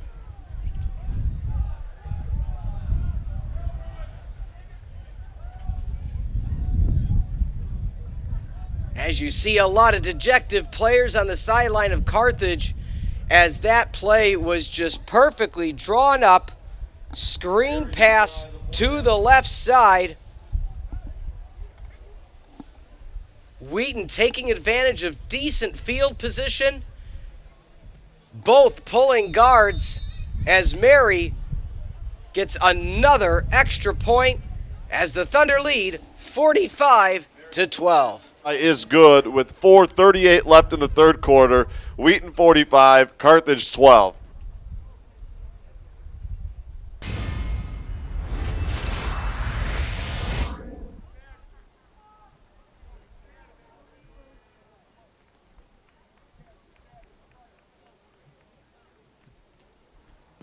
Mary set to kick off for Wheaton.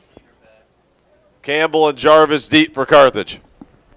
So as you saw in the replay there, outstanding pass to Christian Karstens. Karstens getting it done on the ground, 72 rushing yards on 12 attempts, 5.9 average, and then on the swing pass, he's up to 44 receiving yards and the touchdown there. Bowers, 5 scores, 344 passing yards, only sacked once, as Wheaton is on an absolute tear here in the second half. At halftime, it was 24-6, but momentum was inching back into Carthage's way. They scored a touchdown before half. Then to start the second half, Carthage 3 and out. Wheaton scores a touchdown. Carthage answers back. A roller again. Picked up this time. He's going to maintain possession, but not much behind it. So the slow roller to Jarvis. Last time it was to Campbell. Both times not successful. As it's now 1st and 10 for the Firebirds. As Jarvis looks to line up on the left-hand side, he's actually going to check out of the game. So let's see what Beltran can do. Again, game, you're still 4.5 remaining in the third. A lot of game time left here. Nice run up the middle as checking back into the game is halfback Nathan Lee. Lee getting season high in carries and yards this afternoon. Checking out of the game is number 8, Markich. One of the tight ends.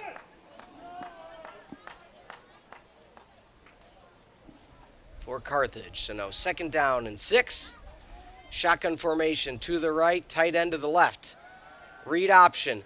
Keeps himself, stutters, looking, but actually scoots back right into the waiting arms of the defender for Wheaton, number 91, Caleb Kuhn. So Kuhn with another negative play for Carthage, forcing now 3rd and long.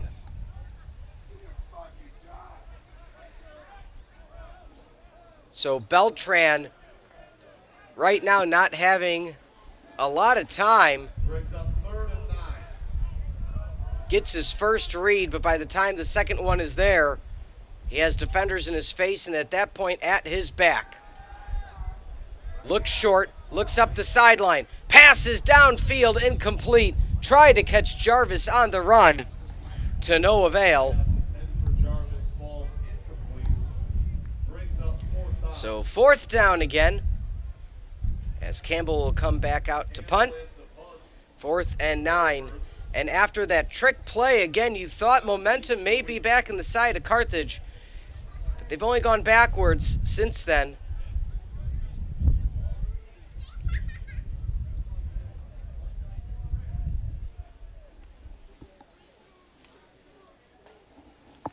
As with 3:01 remaining in the third, Wheaton leads 45-12. Wobbler to the right, fair caught at the 46-yard line as Wheaton will once again come out onto the field.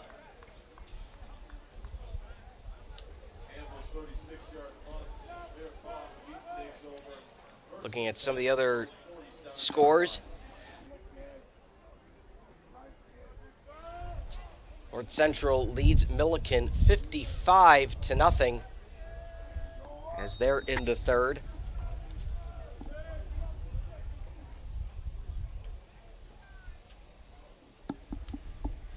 Shotgun formation. Hand off to the right, and we do have a backup quarterback in the game. So Jeremiah Tucker takes over for Wheaton. So that'll be the end of the day likely for Will Bowers, barring any exceptions or any comeback attempt for Carthage. You want to keep the starters healthy as Bowers, a terrific day. 5 touchdowns, only sacked 1 time. Again, ending his day, if it stands, with 2:43 remaining as a Carthage player slow to get up. That's going to be number 54 for Carthage, Oliver Cox, the D lineman out of Providence Catholic Oswego High School, or Illinois. But Bowers is going to end the day 27 for 36, 344, 5 touchdowns. Again, that long 41-yard bomb to Bonga. So in the day, Jeremiah Tucker, the 5'10", 192-pound senior from Fort Worth, Texas, out of Grace Prep Academy. 2 to the left, 1 to the right. Fires short. Able to get there in time is Gautier. Oh, they're going to mark it incomplete.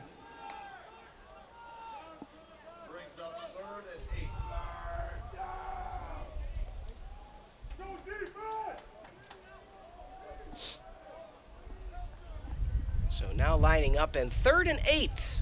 45-12, still your score. Under 2.5 remaining. Thunder have done pretty much all they've wanted offensively today. And -1 solid drive and a trick play, the defense is held strong. Pressure coming from the left, keeps it himself, Still on his feet, upended for a gain of about 2, and that'll force 4th down and 5. Again, they're right past midfield, so it looks like however, they're going to punt. So as we see on the replay, Jeremiah Tucker looks left for his first read, steps up into the pocket, holds it himself, does one leap, but then goes end over end and the knees land. And it looks like coming out to punt is going to be Evan Spees, the 6-foot senior out of Mount Hebron, transfer from the University of South Carolina.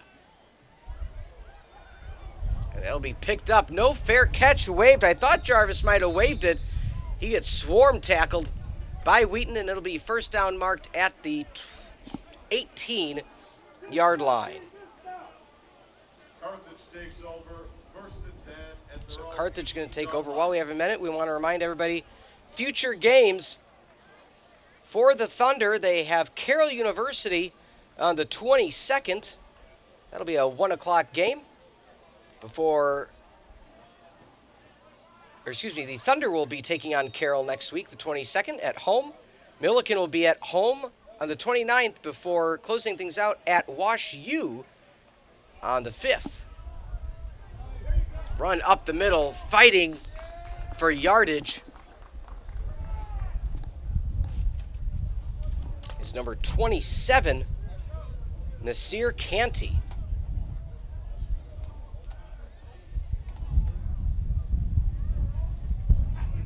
As for Carthage's upcoming schedule, after today they head down south, go to Illinois Wesleyan and Bloomington over at Tucci Stadium.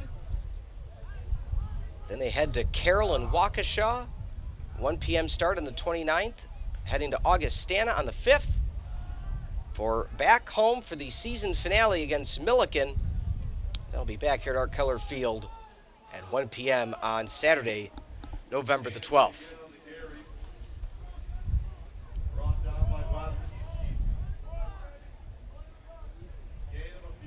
So 3rd down and short. Might start saying to yourself this is 4 down territory, but again, being down 45-12 with 20 seconds remaining in the 3rd, you may say, well, game's a bit out of reach, so get the first down or just punt it away. Handoff up the middle. Actually, a outstanding tackle behind the line. 96 on the play, Jaden Ferlita. There is a penalty, however. I believe it might be on the offense.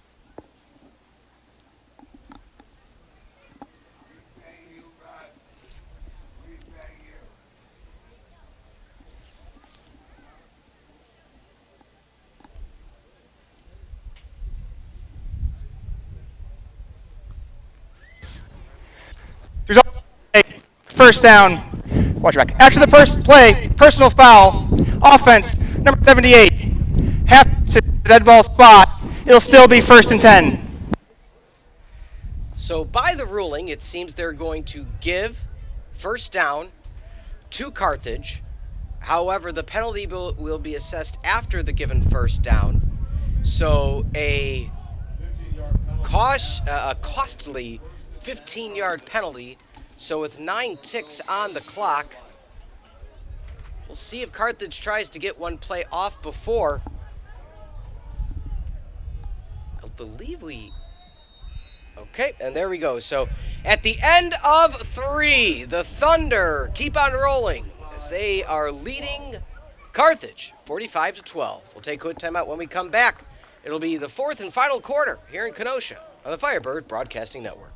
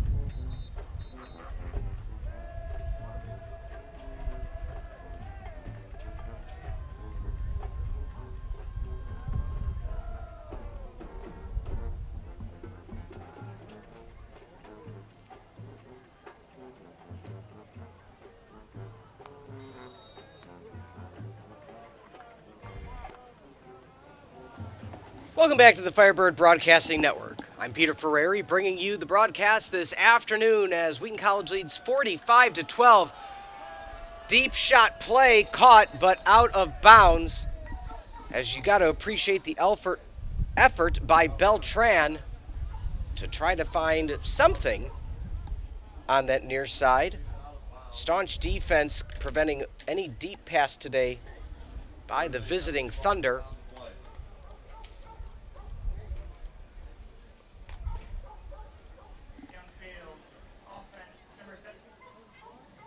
So my apologies if that was missed, but a offensive pass interference downfield. So not what you want to see, but nonetheless,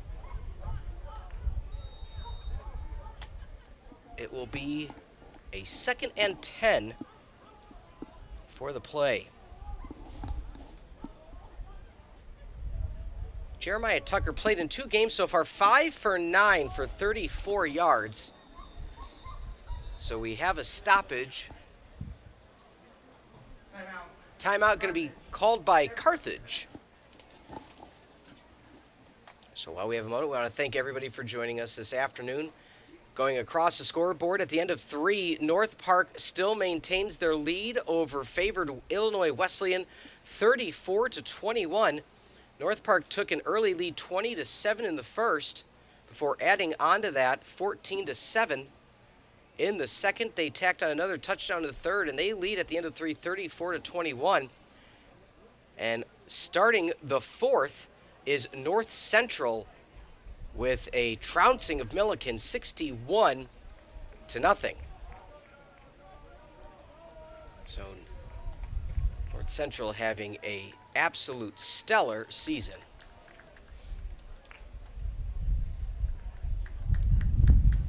As we sit 45-12, 2nd down and 10. Beltran in the backfield. 2 receivers close to the left. Play action, gets hit while he throws, but gets it off to the tight end cleanly. Stiff arm, still on his feet. Outstanding effort play by number 88, Kyle Williams, out of Manuka. Outstanding play, as we see on the replay, and those are the type of effort plays you like to see. Even though you may not have a chance to come out victorious today, you want to see the plays like this. Stiff arm down, cutting back inside, and saying, although we may not be victorious, let's get some small victories back on our side. 1 wide receiver isolated to the left, or to the far right. Solid run up the middle. Give him about 4. Nathan Lee, yet again, he's got one of the 2 touchdowns this afternoon for the Firebirds.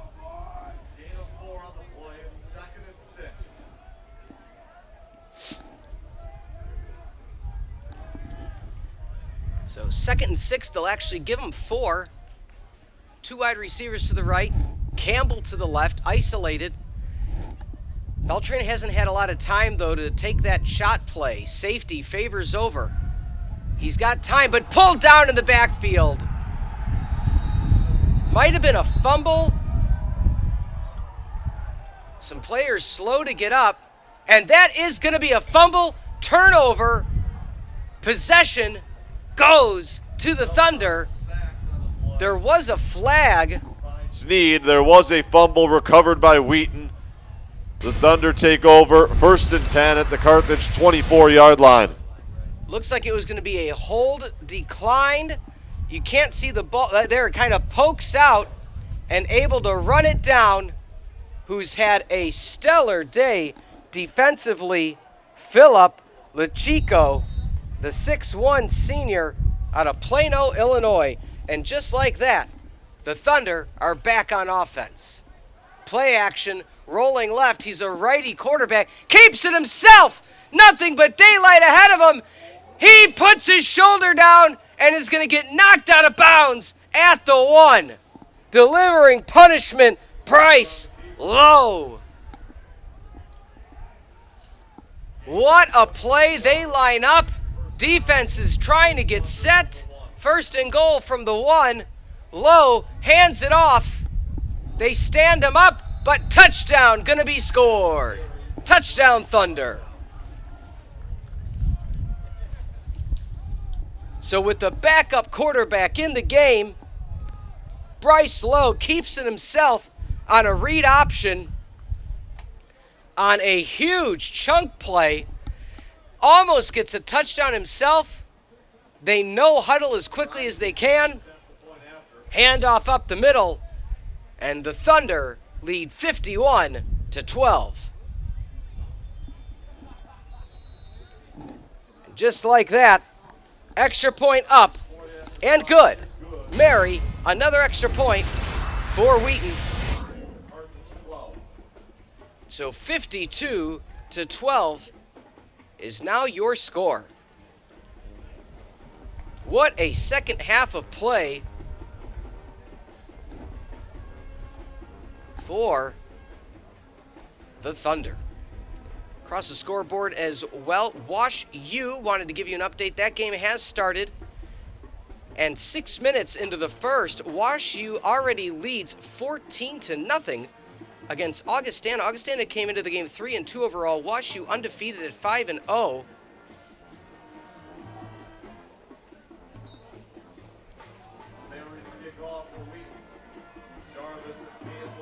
So Mary to kickoff.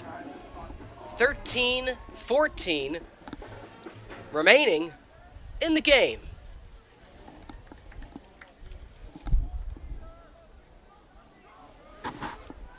So Jeremiah Tucker for Wheaton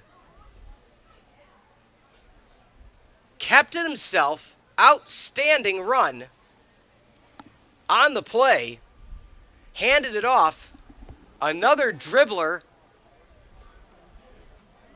And it seems that Wheaton is perfectly fine seating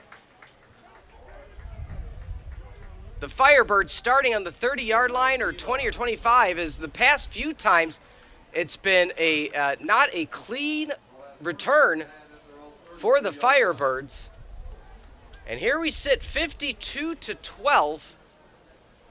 And in for Carthage, so I was mentioning number 3, Bryce Lowe is in the game for Carthage, so it'll be a 3-on-3 deal as Tucker has been playing now the last 2 drives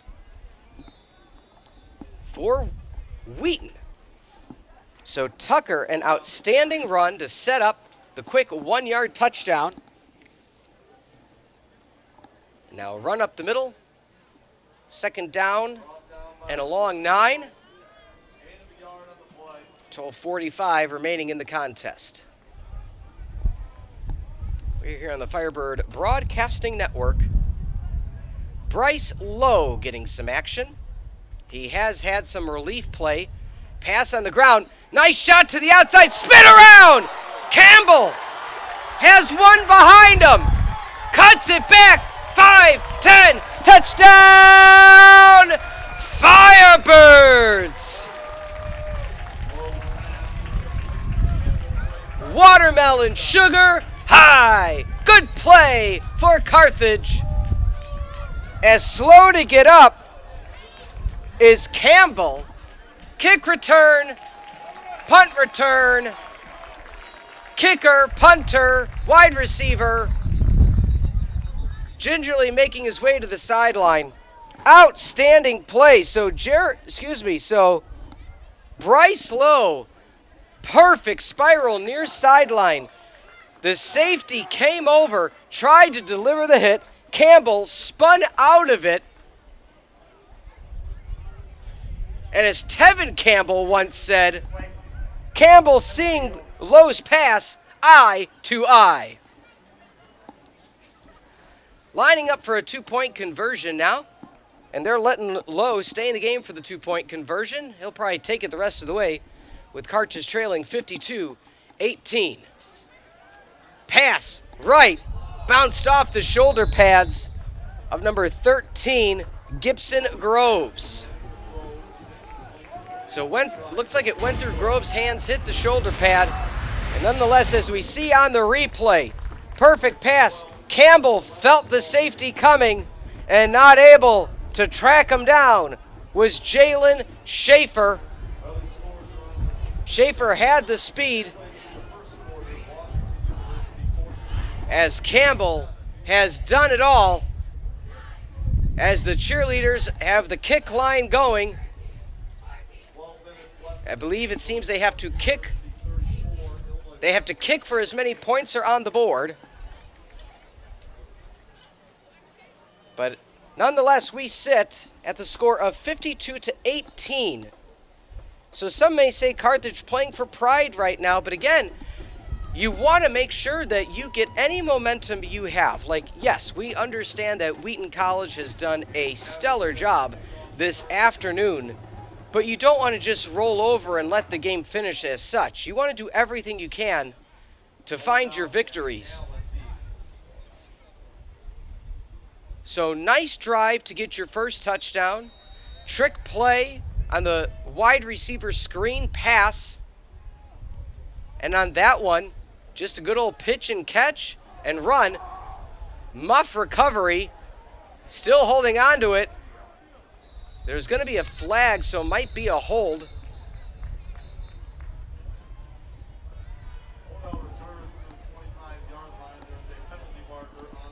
So let's see what the penalty is. Let's go to the officials.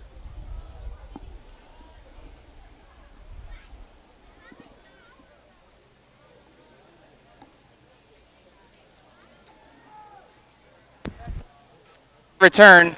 Illegal block in the back. Return team, number 3. From the spot. Oh, first down. So illegal block to the back is going to push the Thunder back.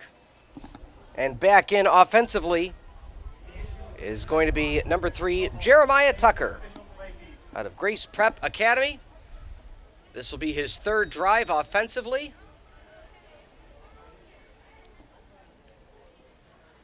Kept the ball himself on a big scamper. Hands off this time, making a hop back toward the line of scrimmage, getting about 3 yards. Waiting to see who is checked into the game running back wise, and that is going to be number 28, Jack Allen. So Jack Allen, the running back, 5'10", 190-pound senior.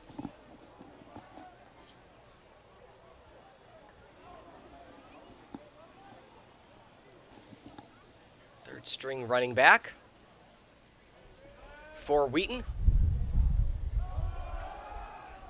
Screen play to the wide receiver off the right side. He's hit hard in the backfield. So coming in was Chris Gutierrez for Carthage. But Tucker still able to get the ball out of his hands to the outstretched arms of McNeil Stout.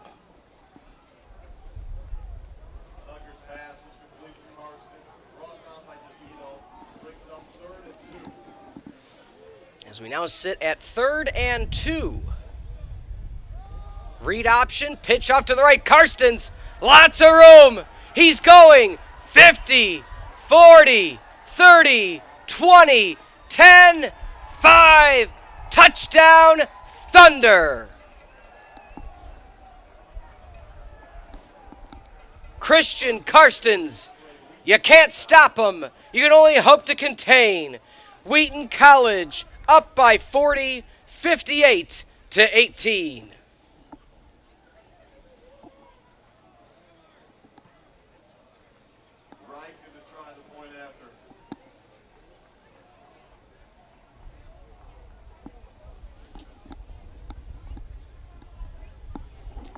And now,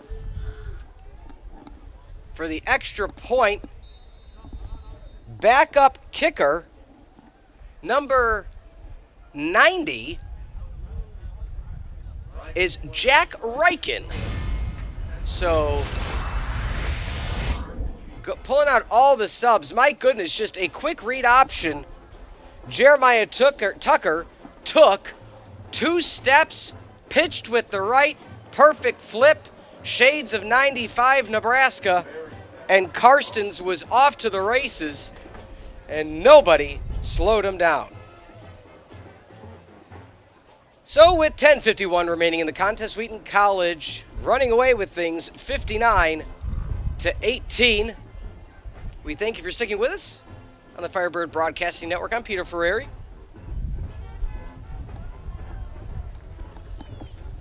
As we look at some of the other numbers across the board, WashU now leads only by a touchdown. Augustana scored still in the first with 7:09 remaining, 14-7.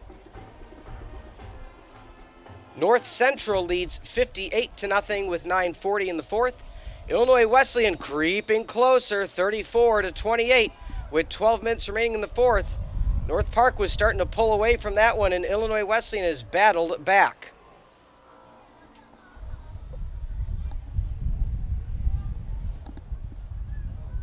So Caleb Mary still with the kickoff, and that's going to go to tight end, number 88, Kyle Williamson.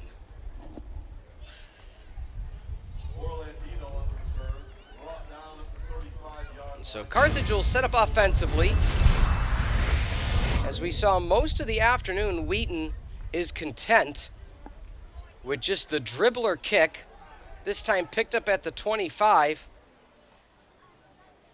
And Williamson taken down at about the 35, so about 10 yards after picking it up.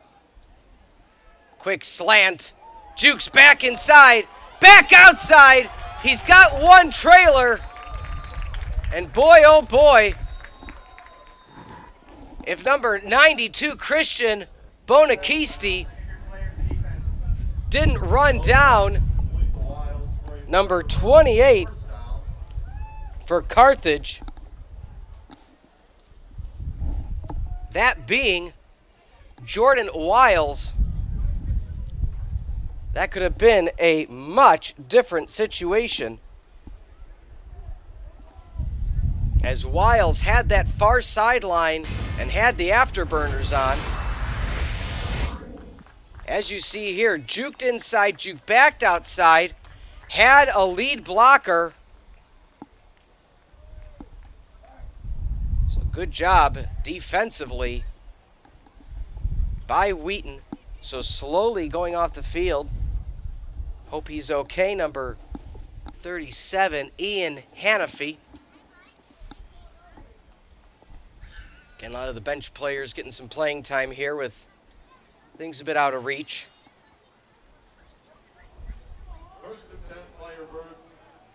So we sit at 10:36 remaining in the game.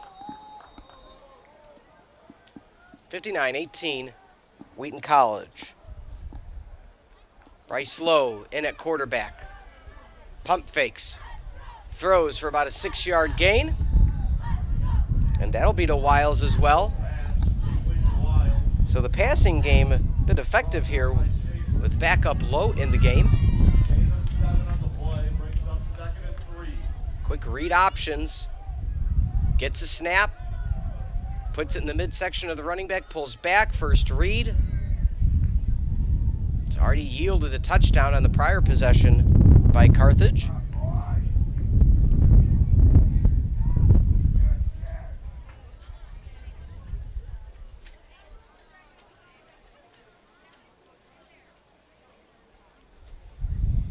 Calling an audible to the receivers to the right. Slant pattern. Threw into some tight coverage, as was there defensively. Besides number 21, Schaefer, was number 14, Clay Campbell, out of Lipscomb Academy.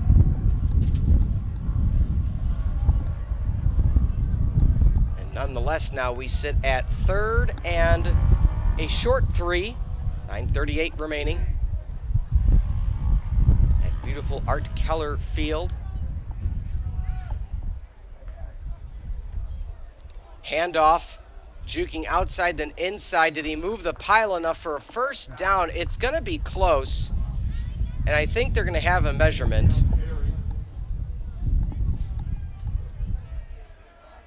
Yeah, they're going to give him the first down. Again, with the score as it is, game moving along.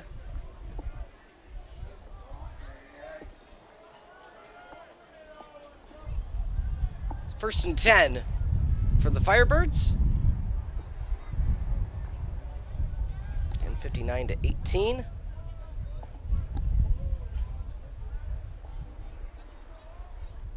Wiles with that touchdown pass, as well as Lowe. Delay a game on the offense.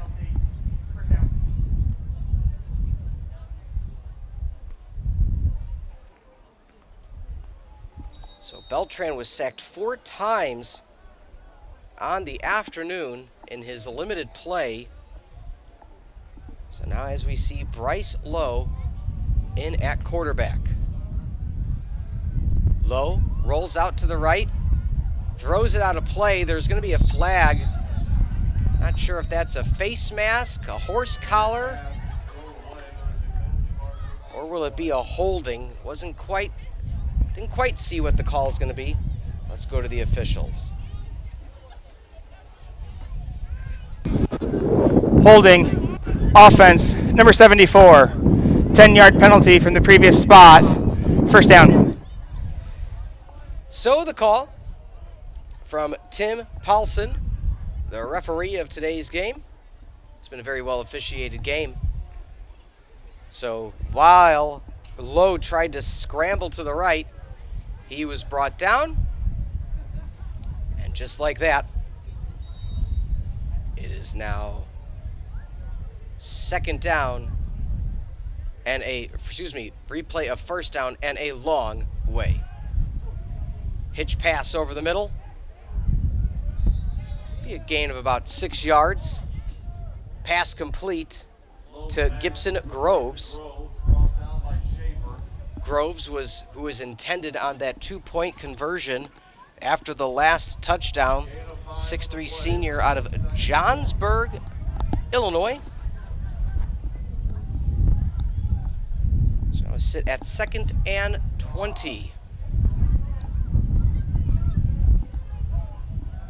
Lowe looks left, looks right, rolls right in.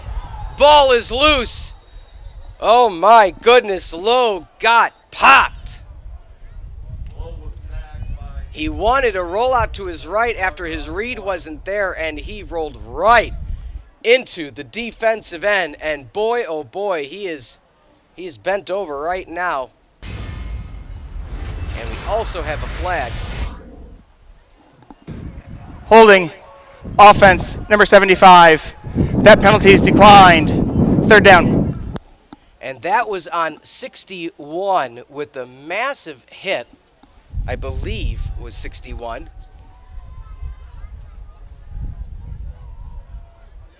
Boy, oh boy. Or that was 51, my apologies, Philip Lachico. And if that wasn't whistled dead, that was rolling down his right leg and flipped into his air with the foot by the time he hit the ground. That could have been a fumble. Third and a country mile. Screen pass to the right, but didn't turn the head quick enough on a swivel, was Bryce Frank. And it's fourth and a long way to go. And Carthage unsuccessful on that possession. So with 7:38 to go, 59-18 your score.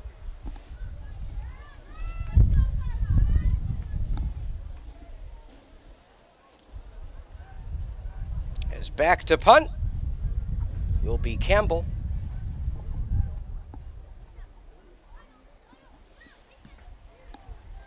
Nice high arching punt.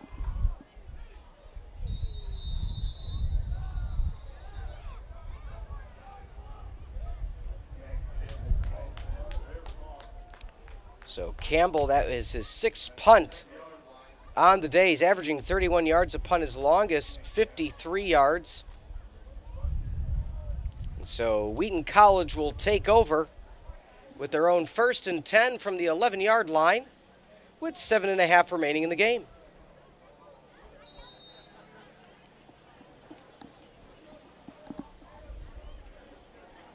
Still in the game at quarterback. Backup QB, Jeremiah Tucker. getting his most playing action of the year. Solid run through the middle for 8 yards is number 28, Jack Allen. So Jack Allen has gotten the first run at running back the past 2 possessions for Wheaton.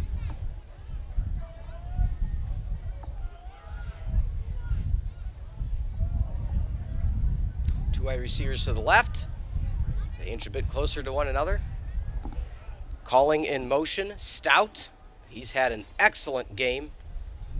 Special teams and receiving. Swing pass to the left. Red. Broken down by Carthage. Slow to get up, though, defensively. Number 23, Trey Mitchell, he got rolled up on. So he caused the receiver to try to cut back inside, was getting blocked outside. He had good extension defensively, but then got rolled up on the tackle. So first down for Wheaton. 6:20 remaining in the contest. Calling the audible now is Tucker. Might have a free play. Steps up in the pocket, steps a second time. Rolls right. Clean block, and that's going to be a gain of 11 yards. So jumping off sides defensively was Marlon Sam, but he got back on sides in time. So we'll see here, hopped back, so no flag was thrown. Nonetheless, first down for the Thunder.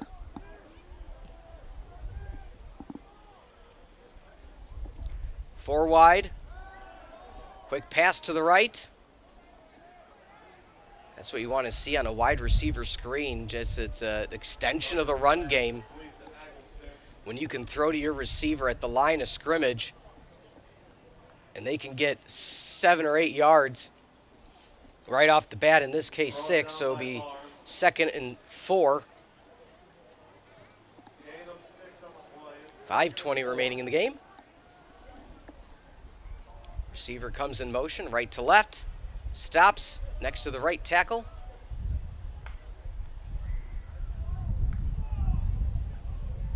Keeps it himself, looks deep, tries to cut back in, reverses field. He's got the speed. He finds the corner and just hops out of bounds. Jeremiah Tucker, evasive in the pocket. Another first down for Wheaton. So score still sits at 59-18, but a beautiful play by Jeremiah Tucker, keeping it himself, finding the corner, getting past the outstretched arms of the defensive end. And Tucker now gets a reset of downs, 1st and 10. Read option, pitches with the left hand, gain of a few yards. As in the game now is a number 30, number 31, Henry Brown. Henry Brown, 5'10", junior out of Waddle, Arizona. Getting some playing time himself.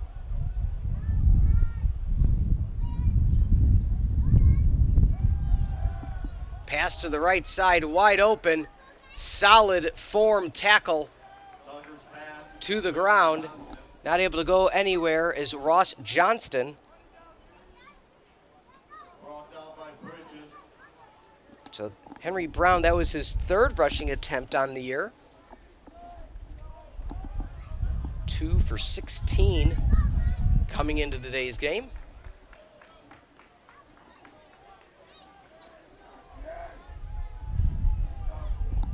Tucker slowing things down a bit. Almost getting it out there. It will be a free play. Going deep. Almost intercepted. That'll fall short as Tucker tried to go for broke. Again, when you got a free play, no harm, no foul in trying that.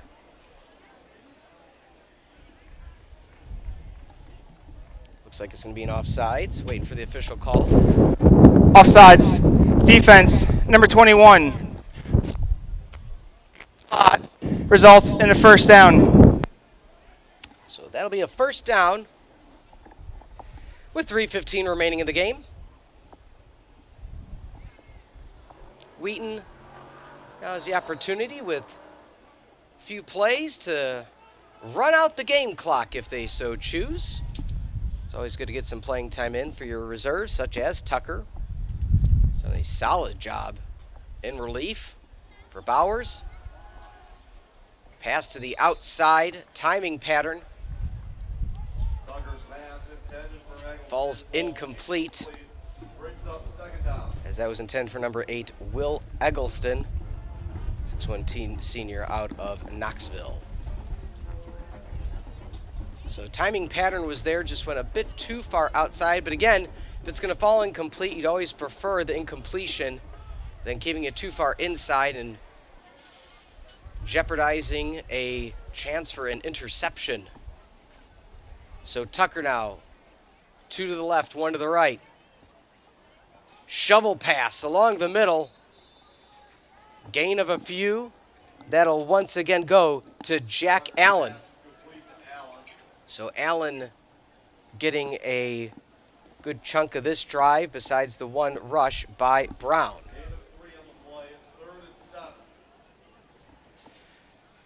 So 3rd and 7 as we hit the 2:40 mark. 41-point lead for the Thunder.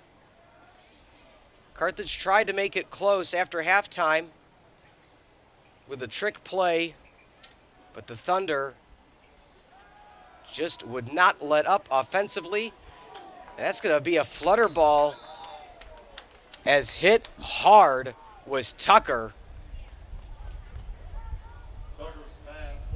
So Wheaton going for the pass on 3rd and 7. Got hit hard from behind. And now 4th down with 2:22, so 2s across the board. Looks like they're going to go for it. And again, with a first down, can just kneel out the game, as we mentioned prior. So for the sake of time, let's see what happens. Tucker looks right. Instant pressure. Almost brought down in the backfield. Eludes 1, 2, 3, 4 defenders. But finally bringing him down was the 5th Firebird. Outstanding job, number 49 on the play, Jack Ailman.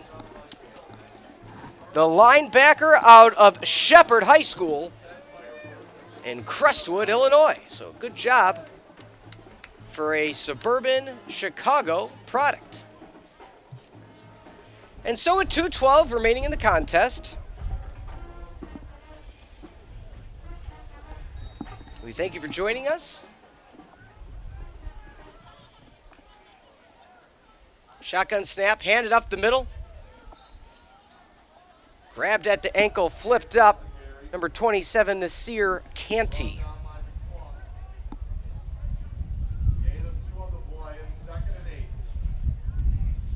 So these teams have a long history dating back to 2009. The last time they faced each other, October the 23rd of last year, the Thunder won 69-20. So almost a rinse and repeat scoreboard, with only 3 total points being the difference. Carthage now going to fall to 1-12 against Wheaton. Pass over the middle to Campbell, as he is hit hard by number 6, Tyler.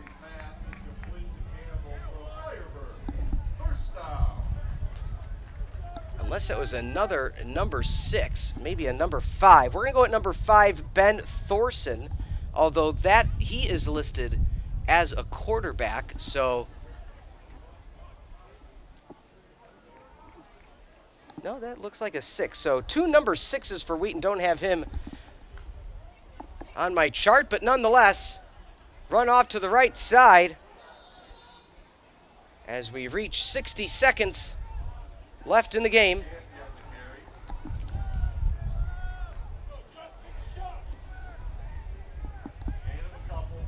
As Carthage looks to likely have one final play. Third string quarterback in, number 14, Kyle Jesse. So Jesse getting the final drive. And he gets a pass. Fires right. Complete. Good completion up ahead to number 28. Jordan Wiles out of Rolling Meadows. And with 26 seconds, let's see if they give Jesse another shot. Nice tight spiral for Jesse, the 6'4" sophomore out of Schaumburg. Play action, goes deep, right side, that sails out of play. 8 seconds remaining in the contest.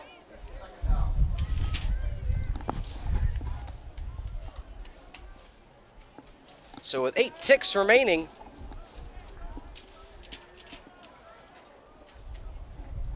let's see if Carthage takes another shot or two to end regulation. Looking deep, over the middle, caught, Campbell, 3-2, touchdown! Oh, what an exciting play with 1 second remaining on the clock. We had wondered if maybe they were going to give a shot to Jesse, the third string quarterback. Campbell rocked on that play. Stand out for Campbell as he gets another score. As that extra point, no good, wide left. And so 1 second remains. As how about that? As we're going to get a replay of that play. What a great job for Kyle Jesse. Looks down the middle of the field, seam pattern. Hit by 2 players, outstretched arm by Campbell. And he couldn't be happier to deliver a touchdown for his teammate. So great job by Carthage. Get that little bit of momentum at the end of the game, 59-18. Move it up now to 58-24. Again, they head to Illinois Wesleyan next week. For all that information, go to athletics.carthage.edu for all that information.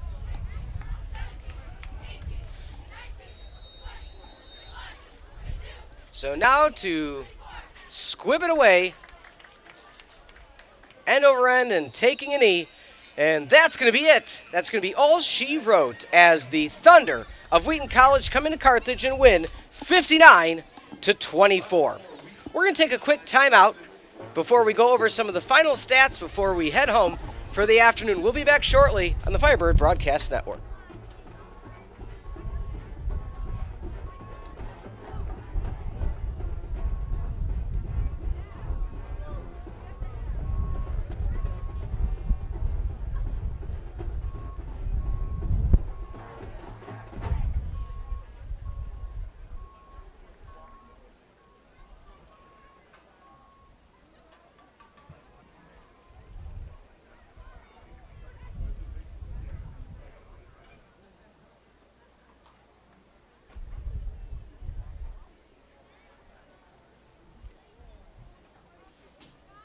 Welcome back now to the Firebird Broadcasting Network. Final score 59-24 as the Thunder of Wheaton College come into Kenosha and do a masterful job putting up point after point, touchdown after touchdown against the Firebirds of Carthage College. Let's look at some of the final stats of the afternoon for these two squads. We'll start with the visiting Thunder of Wheaton. Bowers, 27 for 36, 5 touchdowns, 344 yards in just about 2.5 quarters, only sacked the one time. Tucker doing a great job 22 yards. Piercy with 7 on the board. As for the running back, Karstens, 156 yards, his longest, an 82-yard scamper for that long-range run. Tucker, 60 yards. Allen, 21 and a touchdown. Weeks, 21 and a touchdown. And on the receiving end of things, Gautier, 132 yards, 2 scores. Just an outstanding job for number 6. Bongo, one of the catches of the day, 88 yards. Karstens also had a score through the air, 44 yards. Tucker, 31 on 4 catches, 3 for 30 for Stout, and a score on his end. And as for the home Firebirds, we spoke about that final catch. A great throw, pitch, and catch by third-string QB for the Firebirds, Kyle Jesse, with an outstanding strike to none other than Campbell. So Campbell, 2 through the air, receiving, outstanding job. And Lee had one on the ground, 74 yards on 18 rushing attempts. And that's going to be it. So Wheaton comes into town, defeats the Firebirds of Carthage 59-24. So for Peter Ferreri and all the production crew and staff, outstanding camera operators, producers, and directors, we thank you for joining us here on the Firebird Broadcasting Network. Again, 59-24. Your final. Mike Love, John Voinovich back in the production booth. Allison, Emma, Quinn, Mark, Natasha, and Zoe helping out on replay graphics and coordinators. Outstanding job here at Carthage College. This program has been a presentation of the Firebird Broadcast Productions and Carthage College. Again, the final